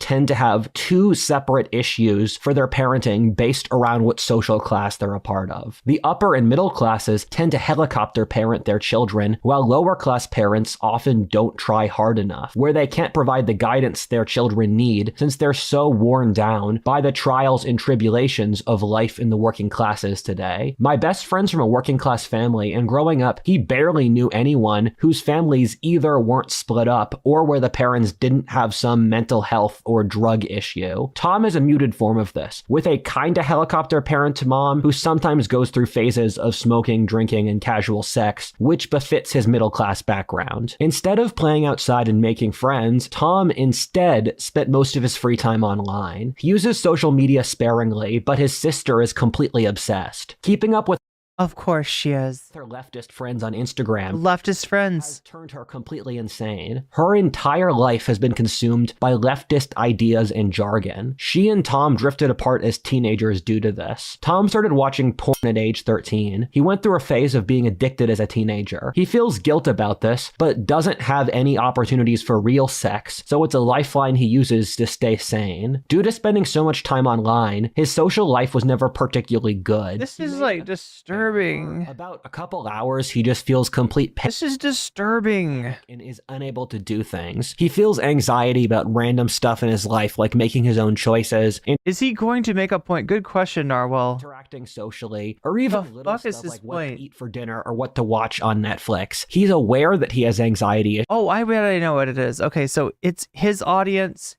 He's showing that he knows his audience. And this is the way that he makes them feel seen. That's all I can think of for this part, right? Issues, and he feels like less of a man for having them, but he doesn't. There's going to be people out there that are like, you got me. You really get me, Rudyard. You're so awesome. I'm going to know how to deal with it. He's gone to a therapist once, but the therapist seemed completely out of touch with his needs, and she didn't seem to actually If it had been Jordan Peterson, he would have been fine. Understand the issue and just told him platitudes. When Tom was going to school, the pressure to get into college was hitting a fever pitch. As a person who lived through it, this was an insane moment that I've never seen adults really talk about seriously. When I was in elementary school, teachers and parents were talking about college. They shortened recess to only 25 minutes to put more time in for classes. Every single decision for a child's life when I was growing up was somehow about college. It was an unhealthy obsession. This was due to rising competition due to inequality and labor oversupply, which I have covered in basically all my other videos, thus forcing people to push harder for fewer slots. Tom's mom cared more about this than he did. She would push him to get good grades, but didn't have the time, money, or skills oh my God. help him that much with this goal, thus having her spiral emotionally when he didn't get good grades. She enrolled him in extracurriculars he didn't particularly particularly like or care about to boost his college application. This was a huge thing I saw growing up, with so many kids doing extracurriculars, none of which they were actually that passionate about. Again, this was something my parents didn't really care about, and I feel fortunate about. Colleges use extracurriculars as a proxy for social class and assortative. Tom, when he was around age 12, was put on Adderall in a joint decision between his mother and the school counselor due to the attention issues because he had trouble sitting down for 8 hours a day in class. Later on, at the end of high school, he was put on SSRI, antidepressant medicine, due to his depression. He found that neither of these really worked and was shocked to later realize that Adderall was a form of meth. Tom, for a period I was shocked. in high school, followed I was Destiny. I was on the same shit as Destiny. He did school for over 13 hours a day by various proxies. This is since he spent 9 hours a day going to class, another 2.5 hours doing sports, then another 3 hours doing homework. This was something that I saw was the norm in high school. I'm still shocked people went through it without complaining or even acknowledging it. And this was completely normal for people I knew in school. It's a literal Chinese or Victorian work schedule without even the recognition that what's going on is hard or you're not even being paid for it. Not gonna lie, even though I afterwards became a successful professional YouTuber, I'm still resentful of what this— Oh my god, wait, are you telling the story of your average fan, or are you telling your story? Because I feel like maybe school and social system put me through for literally no end result, in that due to the racial caste system that became hiring, white men won't get those jobs any— Yo!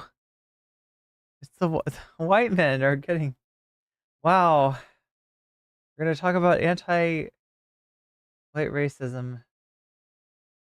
Anyway, the economy is so bad today that no one, no matter how good their grades are, is doing well. That's actually something I realized in high school, that this wouldn't end well for anyone, and so that's why I worked so hard on the channel or to be an entrepreneur. And the thing that annoyed me is that I never really cared about that path. I never really cared about going to college. I just wanted to read books and study history, but that wasn't a path that was really given to you by the society, so you were forced down this rat race even if you didn't care, and it's a fundamental very conformist and classist system that's soulless. Tom went through a mental breakdown at age 17 and refused to exert more effort for junior and senior year. He realized that the system was stacked against him, either due to being a white male and also that people of higher social class would beat him at this game no matter what he did. This made his mother incredibly resentful and was a long-lasting, real break in their relationship. After 6 months of a depressive episode in which he stopped trying at school, he started using marijuana. He was permanently high for the final year of high school and still uses it recreationally ever since. Tom didn't particularly like school. However, to be fair, school didn't like him either. For as long as he could remember, the school system was run by radical leftists who told him repeatedly that white men should be held back across society. Over the time he was in that's the threatening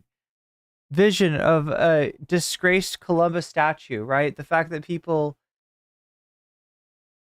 it's a proxy for white men, apparently. I don't know. High school, they changed the curriculum so that by the end, all the humanities classes and even all your books were gay. They made all your books be gay. You couldn't have a book that wasn't gay. If it wasn't gay, it got taken away. Bit of the stems with the books they read in English, the history that was taught, and more was all done through a hyper leftist prism. When I was in high school— He sounds like a Mormon, more like a Mormon than a Quaker, but I believe it for sure. Entrepreneur due to being a white male. They made the entire history, English, and language curriculum around wokeness. They also put in a mandatory— We studied wokeness. Social Justice Week, and we had weekly assemblies about Social Justice Week. Yo. left-wing issues. Every single essay had to be about leftism. I'm from Pennsylvania. Every single essay. You can't write an essay if it's not about leftism. So this happened earlier for Tom in the more left-wing Los Angeles. Tom learned to— This happened earlier. That's the difference between Pennsylvania and— They hit you with the wokeness earlier in Los Angeles. Loathe leftism for this. However, his mom is a moderate leftist while his sister— A moderate leftist, a yes. radical one. Social democrat. versus he could never talk about this at home, and they'd gaslight him and say it was all really good. The classes were incredibly boring and stultifying. They were lacking in any masculine vigor or excitement. There was no masculine vigor. Where's the Andrew Tate? I remember when I was in 4th grade, I drew a knight with a sword, and my teachers called my parents in as they were worried I might become violent. One time in 5th grade, I was arguing with my friends over the rule set in a certain board game we were playing, and Axis and allies. Let me guess, you always play the Germans and minor allies?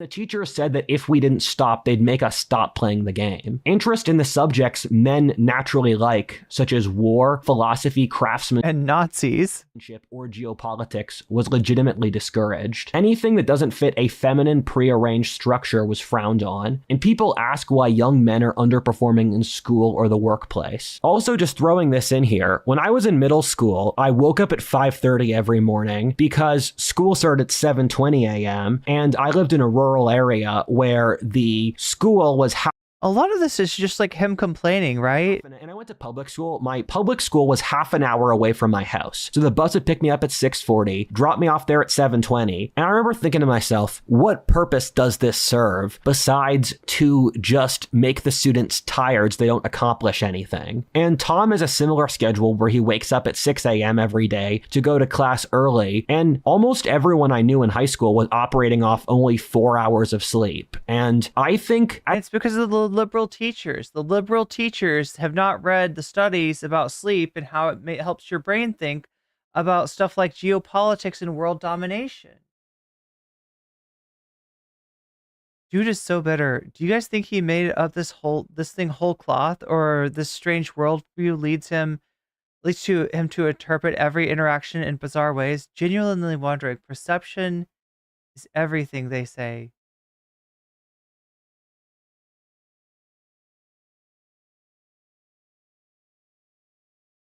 Wait, or this strange worldview leads him to interpret. Oh, wait, so you're saying, do I think he's full of shit? No, I think he really believes this.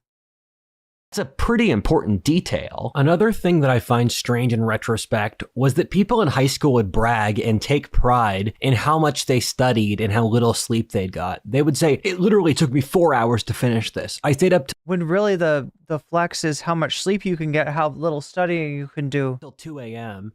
It took me forever to do my homework, and they would compete over who spent more time doing their homework and who got the least sleep. And this was everyone. And I find that stupid because I did all this hacking to shorten the amount of time I spent in class. So I would do all these shortcuts and stuff. And periodically, or really, I didn't do that well in school, but it was completely alien to my worldview. But it's a culture that prizes constantly being a workaholic. Tom didn't really date in high school. He graduated from school a virgin, which is normal in that 1/3 of men under 30 today are virgins. I mean, it's not abnormal, but it's not normal either. Virgins and 80% of 18-year-old boys. He had a kind of lame situationship with a girl who was flirting with other guys at the same time, and when he confessed that he cared about her, she left. Most of his friends also graduated virgins. No one explained female psychology to him, thus no one explained female psychology to him. You gotta understand.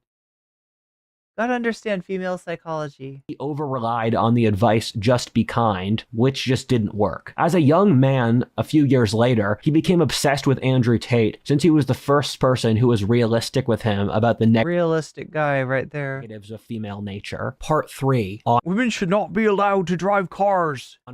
Tom went to a crappy college in the area, let's say California State School, Dominguez Hills. He really didn't want to, but due to social pressure from his mom and school, he felt compelled to since he didn't have a better idea. When I was around his age, college was pushed down our throats as completely necessary. However, as both Tom and I realized, college actually means very little. If you're not going to one of the best colleges, there is literally statistically no income benefit from going to college anymore. Tom got a degree in business, which is the safe degree for I want to work, but this was counteracted by so many others also getting business degrees as to render his useless. Tom made his two closest friends in college. It was the happiest period of his life, although not as exciting as what his parents told him it would be. Everyone I know who went to college at my age, with the exception of state schools, says it was underwhelming, as I can attest from my personal experience when I went to college for a semester. He lost his virginity in college with his first and only girlfriend. She grew bored of him when he didn't push for a higher income career out of college and If someone explained female psychology to him, i.e. dating advice, he would probably whine about it being radical, leftist, and feminized. Yeah, I mean, like, I'm sure what he's talking about is like some kind of, when he says feminine psychology, he probably means like fresh and fit. left. Tom went into a significant amount of debt to go to college, something on the order of $40,000, which is the average for California. He was encouraged by adults around him to do this, and no one talked him down, and everyone said he had to do it, where adults completely assured him that he would be able to get a better job that would pay it off. That didn't happen, and he started working at a low-level insurance job, making $40K a year, and has moved it up to $50K a year. He's still paying off the debt, which bites into his consumer spending for the fun stuff that makes life tolerable. He's constantly resentful of the debt. Keep in mind the average American has $100,000 worth of debt. Tom hits something like this number through other forms of debt, whether car or credit card debt being normal. He's not a homeowner. COVID slammed Tom right in the middle of college. He missed out on the last 2 years of college while being forced to take classes remotely. This killed his social life while he was forced to pay tuition, even for not even being in class. He was forced to live with his mom during COVID, who herself was not doing well financially. There started to be a growing resentment between them. Thus, when Tom physically could, he moved out after COVID, although it involved him living in poverty. COVID radicalized Tom. He was vaguely centrist, but not really politically active. Seeing the social changes which occurred during COVID, he became quite conservative, as is normal for young white men in his age demographic. He watches creators like Andrew Tate, Nick Fuentes, Nick Freitas, Jordan Peterson, Joe Rogan, and Jay Waller. They give him a sense of normal shit masculinity he's missing in his real life. He especially loves What If Altist. What If Altist is his and gives meaning to his life. He shares it with all his friends who also become loyal. He also likes Chud Logic viewers. He views Rudyard as his hero and wishes to emulate his life off him. This has separated him from the world he lives in. That laugh is precious. He lives a second life on the internet, which bears very little resemblance to his daily life. While being surrounded by left-wingers in his real life, he puts on a mask. He loathes the mask and on a daily basis thinks about how much he hates having to live a lie for every waking moment of social interaction. Meanwhile, he creates a Twitter alt account where he posts far-right content anonymously. He confessed to his mother, but not his sister, his political views. His mother accepts this on paper, but speaks to him in a condescending manner whenever she talks about politics. It makes dealing with his family difficult. He never talks about politics at work. If he did, he would be fired immediately. His work forces him to do social justice seminars and social events where he mouths the words in order to pay the bills, but he's secretly filled with inchoate rage. He bottles up rage all day, which he dispels by posting right-wing troll comments on Twitter, playing violent video games, and watching porn. He wants to leave California. Oh my god. Oh my god. BKK says, give me Commie College and Marxist Camiella.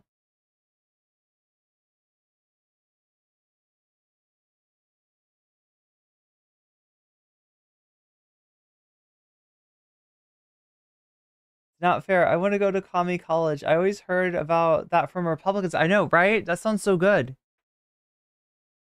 They should have done, yeah. California for Arizona.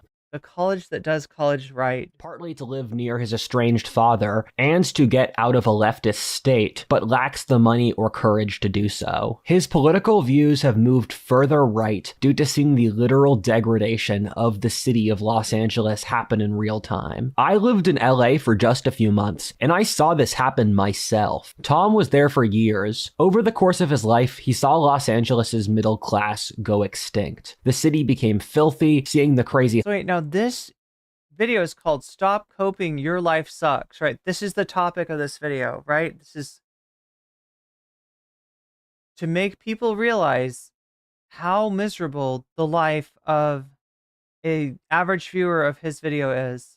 homeless and migrants, which the city chooses to do nothing about, and that makes large parts of the city uninhabitable. The city has become a sci-fi dystopia in front of his own eyes. It disgusts him, and he watches Twitter reels of the 1960s, where all the buildings he looks at now were clean, nice, and new. When people seemed happy and dressed or walked with pride, Tom has learned to lose any faith in other people, since everyone he sees in Los Angeles is status-obsessed, vain, cowardly, and self-serving. And leftist. He has grown resentful of society itself and quietly loathes everyone around him. Tom is pretty smart with an IQ around 115, and he has various interests between technology. Does anyone know his audience demographics? He showed this earlier, but the most of his viewers were like 95% were male, 55% were American, 35% were between 25 and 34. History, philosophy, and he reads different books but lacks the willpower. But he also said that his audience is the most well-adjusted, or something like that, moderately well off. Yeah, which is weird because he also says that, you know, he basically says that his audience is like white dudes in their 20s. But he's also got this idea that like the white dudes have everything stacked against them. White dudes are like actually at the bottom of the social rung. Power to read regularly, or the sense of direction to actually put his foot down and study a topic definitively. He's smart enough to realize things are going bad, but doesn't have a better idea on how to deal with it, thus leaving him feeling powerless. The social degradation of the city has left Tom very lonely. Yeah, basically white incels. He made 2 friends in college. One moved back to his home state of Virginia, while another lives in Santa Monica, an hour away, and works all the time. They see each other about once a month. However, their lives have diverged so much that their conversations seem empty. Nothing that Tom cares about are the things his friends would understand. They talk about basic pleasantries like pop culture or sports, both of which are difficult due to being politically hijacked. Everyone Tom knows is a normie. Politically hijacked? Wait, what? Sports? There's too much wokeness in their baseball? I don't understand. Who is purposely ignoring everything going on in the world. Goddamn normies. It feels like no one cares about who Tom is as a person, even his own family. I asked, and nobody will listen to his shitty Tom McDonald albums with him. My audience, how many people do you feel like really understand you as a person with your flaws and strengths? And half of the people in this audience said no one, and then another third said only one person. This is a real social issue. And another third? I believe that is a fifth. My dude. One of the most important elements of human psychology is the feeling of being loved or understood. From studies, we've consistently found that the underlying most important variable to happiness is deep social connections. Lots of us have peripheral social connections, but how many people actually understand us for who we are? How many people can feel our soul and care about how we're really feeling?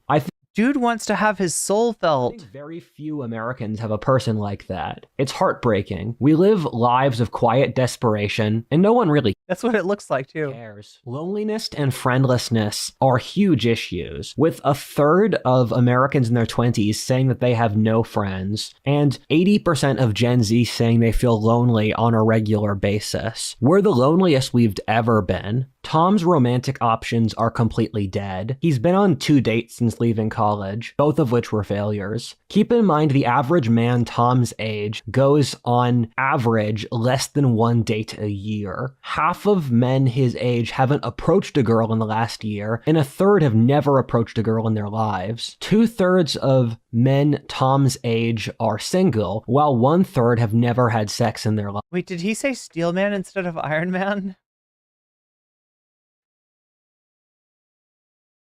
Lives. This is due to complex reasons which I've tackled in these videos, mostly caused by market imbalances due to dating apps which turn modern dating into one. People like this always want someone else to understand them and befriend them, but they never talk about wanting to understand and befriend others. One of the most unequal societies in the world. If Tinder was a country, it would be the second most unequal country in the world after South Africa and ahead of Venezuela. Tom has just given up trying. He's tried dating apps on and off. He'll go through periods of desperation. Wait, what? Oh, wait, is he comparing Tinder to like That's like, oh my God. Oh my God.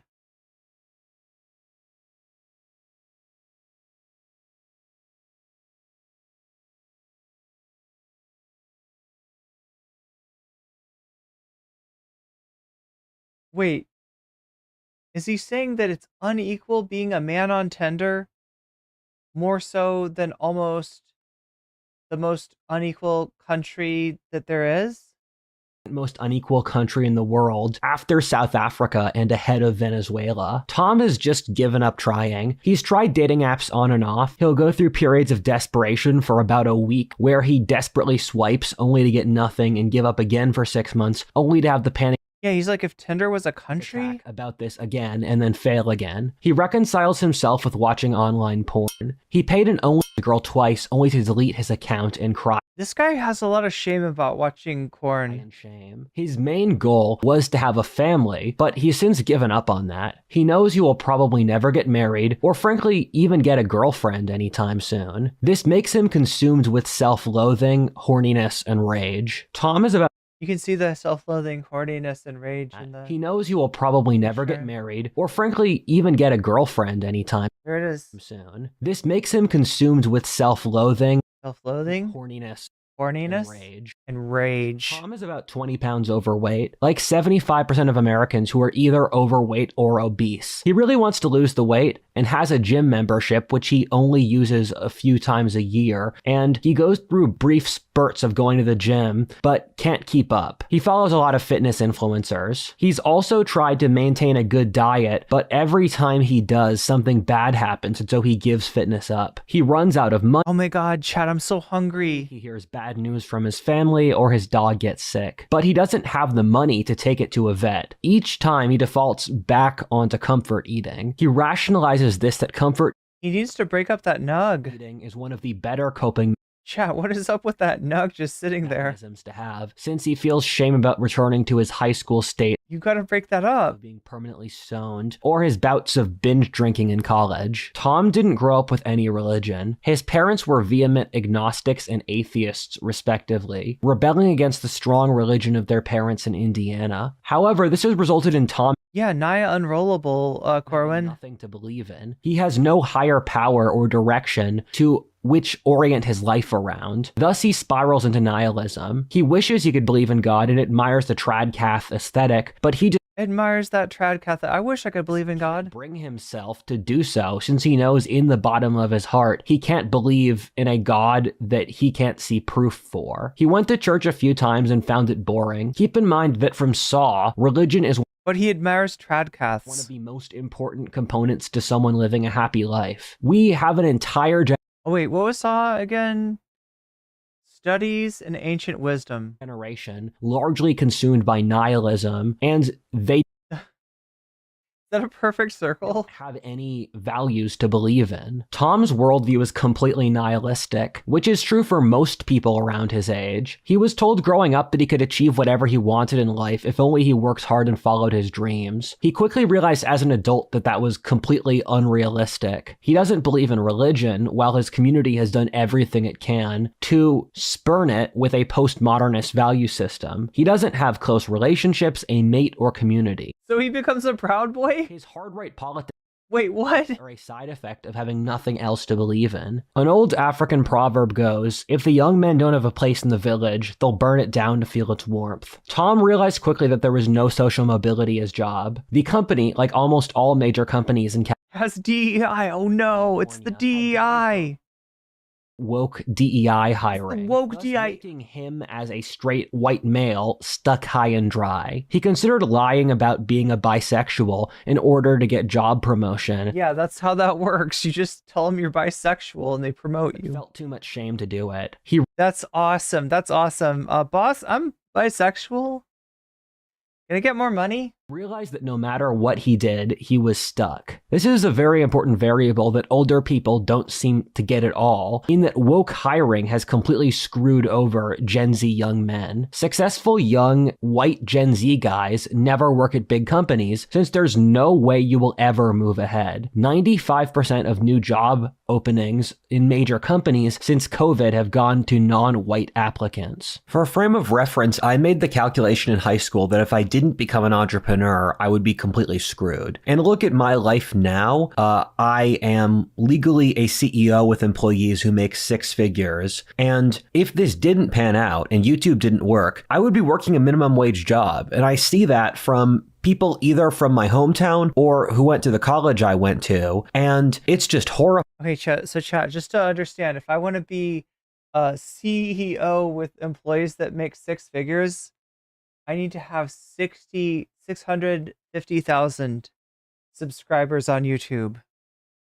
That's If this didn't work out, does he really pay his employees 6 figures? I would not be in a good place. Tom is terrified that he'll be axed from the company for diversity quota reasons. He wishes he could deal with this better by saving up money, but there's no real money to save. He exists on the knife's edge of survival. He keeps on sucking up to his boss, working longer hours, and saying yes to things he hates, which makes him loathe himself since he can't afford to lose this job. He tells himself that he should be doing fine and beats himself up for not making more money or saving more money, but no matter what he does, the money gets eaten up. Whenever he somehow finds a way to make or save money, some random cost comes up that eats him. He keeps on using credit card debt to make ends meet, something he wish he didn't do, but the bills still need to get paid. He saved up some money during COVID, and as of now, he's running out. The Newt says he's counting himself as an employee. And he has no savings at all. He's very scared. Like 2/3 of Americans, Tom lives paycheck to paycheck. He works every month only to barely cover his own costs just to keep working. He's lost any hope of continuing. Over the last year, as costs have gone up, he started smoking weed all the time in order to not go crazy. He does experiments of going to work high in order to see if his boss or coworkers notice. He sometimes acts up, even though he's terrified of losing his job, as a way to feel alive from time to time. He finds that no one cares. No matter how much he changes his behavior socially, his coworkers don't care. He might as well not exist. At the same time, his boss constantly asks him to change the work formatting, and if he does something slightly wrong for work, his boss will have him, and he feels depressed that will have him? I've not heard this phrase. I've not heard this term before. We'll have him. He as a person does not matter, but he only exists as a cog to exploit. He technically works a 9 to 5, but really leaves work at 7:30. He does this since he's scared of losing his job and wants to impress his He and Vosh share an opinion about weed. boss. The company they don't know how to roll it. is low on employees, but doesn't have the money to hire anyone new either. This is especially humiliating given he actually only works 4 hours a day of productive time, and the rest is wasted while he pretends to work in order to not offend his boss or coworkers. He hasn't taken a vacation for his entire adult life, partly since he's scared of losing his job, but he also doesn't have the money to go on a vacation anywhere either. When he started working, he pretended to like his job, but now he can only barely mask his contempt for everyone that works where he does. It feels like nothing he does in his life is real. At work, he's a cog. No one cares about him as an individual ever. He feels like a person who doesn't really exist, like a ghost forced to work to survive through a machine for no benefit of his own. He has no Not something I can relate to. one to share all these feelings with. He was suicidal, like half of young men have been, and didn't tell anyone about it. Again, like most young men. He eventually didn't get around to actually doing it. He went through a 1-month period of depression where he tried phoning it in as much as possible across his life, whether through work, family, or friends. No one noticed or cared. He constantly fights low-level depression and anxiety. Whenever he stops and thinks, he's consumed by existential crises, and so he tries to stay active all the time time, whether through work, doing various errands, or various forms of hedonism like video games or porn. The price of That's the hedonism. everything has gone up a ridiculous degree. The price of rent has doubled since that time, killing any dreams Tom has had of being a real homeowner. He splits a $3,500 a month apartment with a roommate. He views his roommate with contempt as a normie who doesn't see how bad things are. Wait, Corwin, Shelby, are you saying that being on Twitch is different than being out in the woods?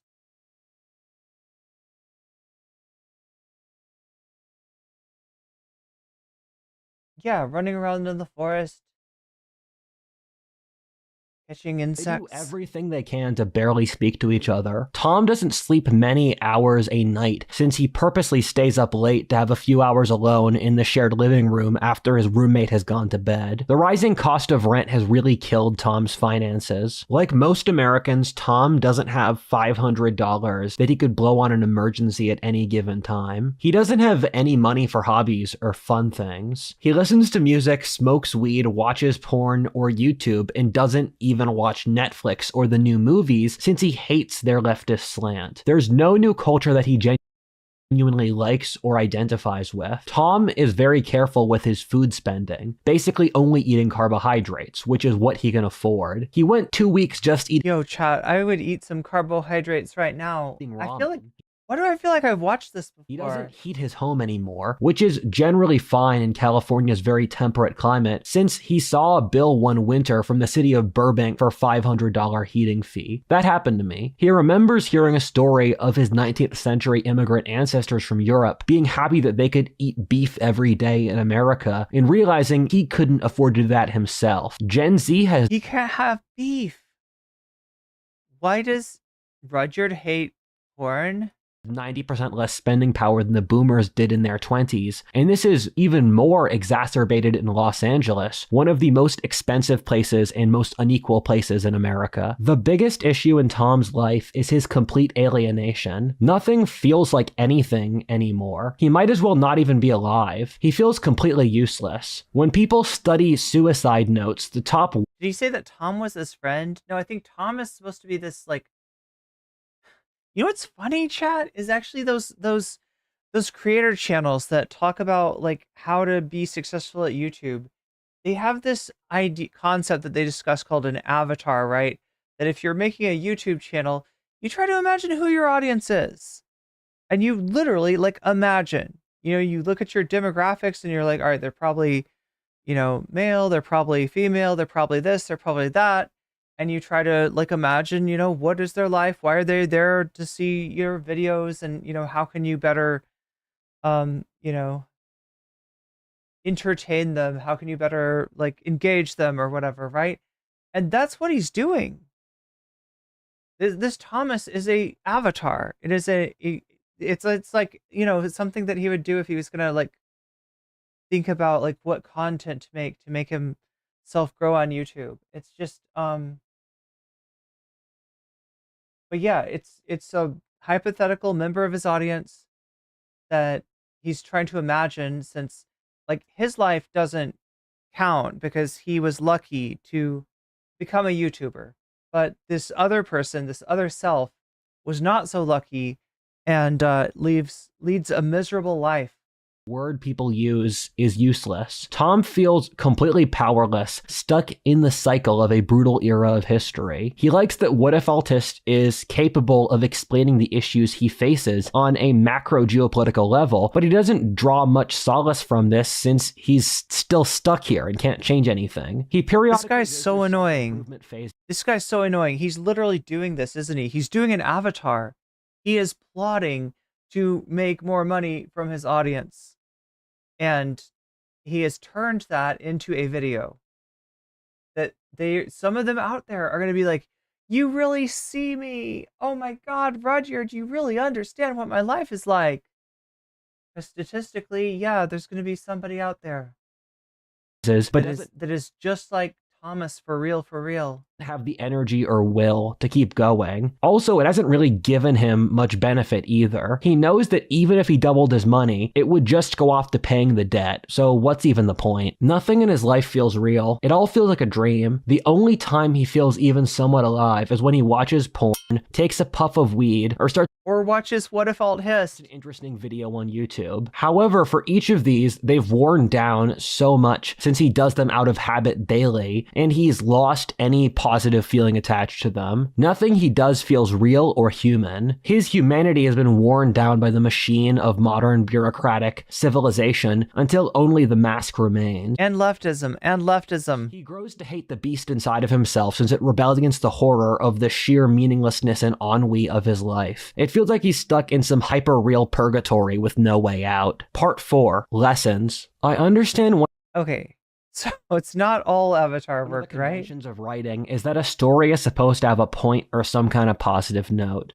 You motherfucker, you do not have a point, you do not have anything, do you? You literally used your Avatar, like, marketing session as a video, and I have watched it now. The problem is that's not how reality works. Our lives don't act like that. Sometimes life just sucks and you need to accept it. Sometimes you're just going to suffer and hope that something better comes along later. This is one of those times. I'm not going to lie to you. There are no solutions or easy answers. We're in one of those bad periods of history. This is why I say that we're on the verge of a major civil war or revolution. Once you accept all of this, that's the only rational answer to end at. This video is meant to depress you, but it's also meant to provide a degree of self-reflection. I know there are millions of Toms in this world. I know the reason we don't realize that is that we put up this false ideal of what American life is that basically no one reaches. Tom's friends or even his family probably have no idea how hard his life is, and he doesn't tell them since they wouldn't help him since they're struggling themselves. Oftentimes, the greatest wisdom comes from seeing your own life from someone else's perspective. What would you tell Tom which you couldn't tell yourself? I have been in various elite circles over this guy my life, and I've lived a bit bizarre life. It's hard to explain, but there was a point when I was part of a social club for talented young people run by someone who used to be part of Jake Paul's management, and another time I ran a club for influencers in Los Angeles, and I've been part of course you did, various conservative and intellectual associations. And what I found interviewing young successful people, and these are the people who did the best, like people who are professional athletes, actresses, influencers, successful CEOs in their 20s, is everyone's life is screwed. There's no person who gets the normal life that even a loser like Homer Simpson would be expected to have in the 20th century, where of the most successful people in their 20s, they either have severe depression, lonely, dating issues, most of financial issues. And seeing what the highest achievers struggled with, I realized that's a television show. Look, Friends did not have money problems, and they lived in apartments that they would not have been able to pay for with those salaries, right? It's very rare that television is realistic.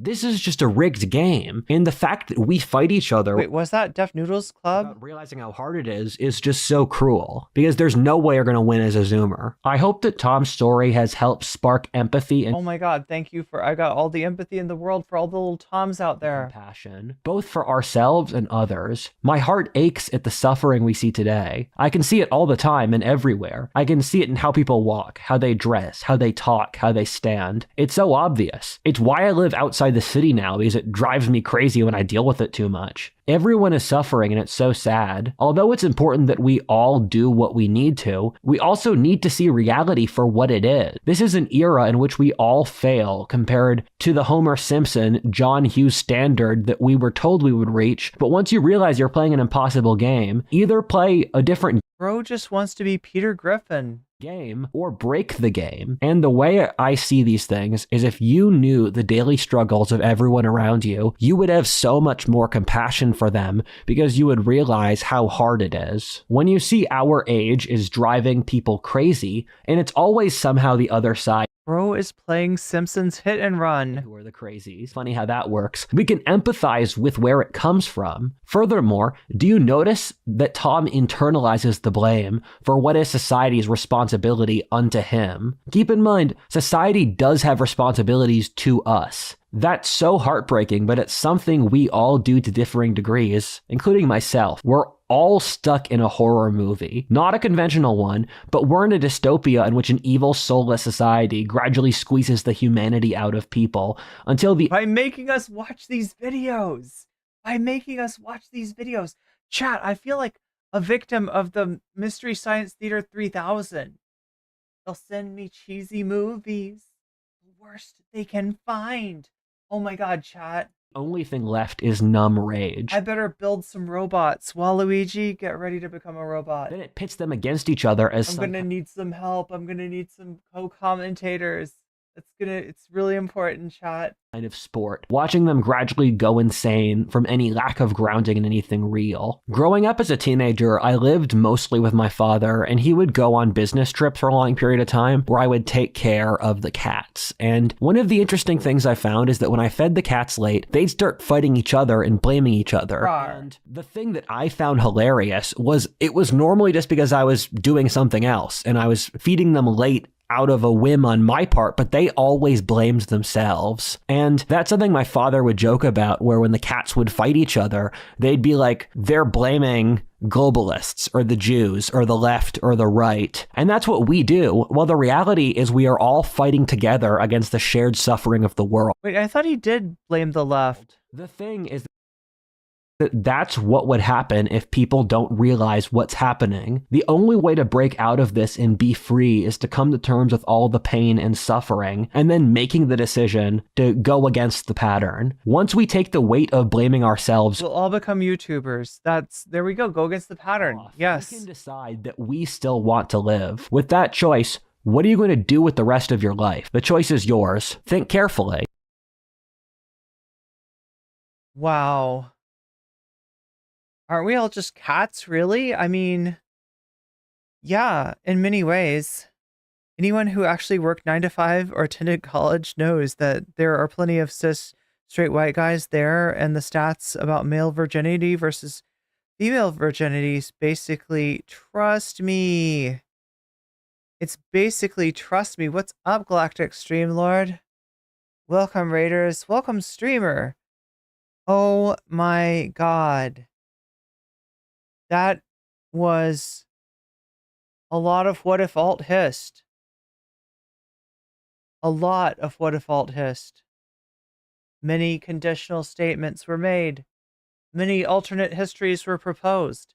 And yet somehow we survived. Somehow we survived even the treachery of President Sunday, that snake of a man, Sunday. We survived, chat.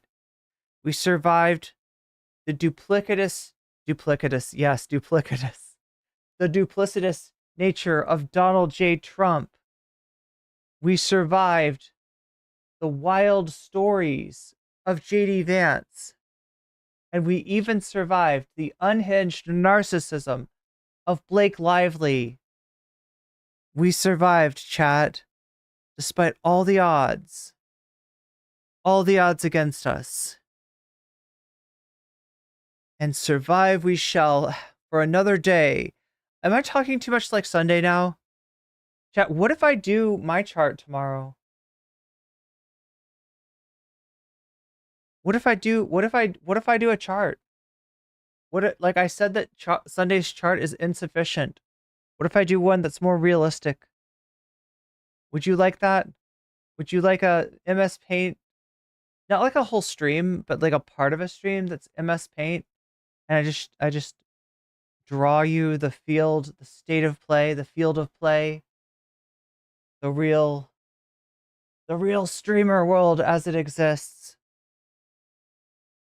We take a look into all those dark corners of the internet to find who the real ones are and who the not so real ones are too, because that's important as well. Listen, Sunday's weird, but he's brilliant at the same time. Look, that's the thing that's annoying. I would be lying if I said there was not things I appreciate about Sunday. okay? It's just that, like I said, motherfucker is a marionette for Twitch poll. And that's wild because he was never a part of Twitch. He was never anything to that pattern that he's adopted without even realizing it. And yet he still finds himself in its thrall, in the thrall of Twitch poll, which is wild because I'm from Twitch. And even though I'm not primarily on Twitch anymore, I have branched out to different places across the universe. I have never once wanted to be controlled by that pile of shit that is Twitch poll. And Sunday is, and he doesn't even realize it. And to me, my only reaction is just sadness. It's not scorn. It's not anger. It's not anything like that, chat. It's just sadness. Just sadness that that man is stuck in the place that he's at, right?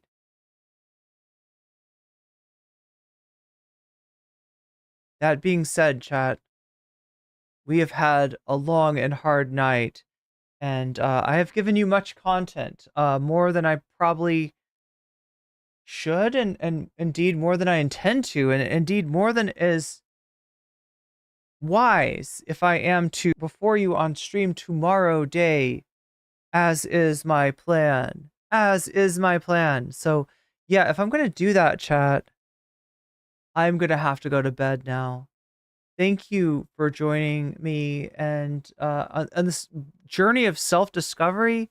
I don't even know. Twitchy Schmegley with the 5 stream watch streak. Will we fall out New Vegas soon? We should. Oh my god, Princess Mononoke. Let's do that next stream.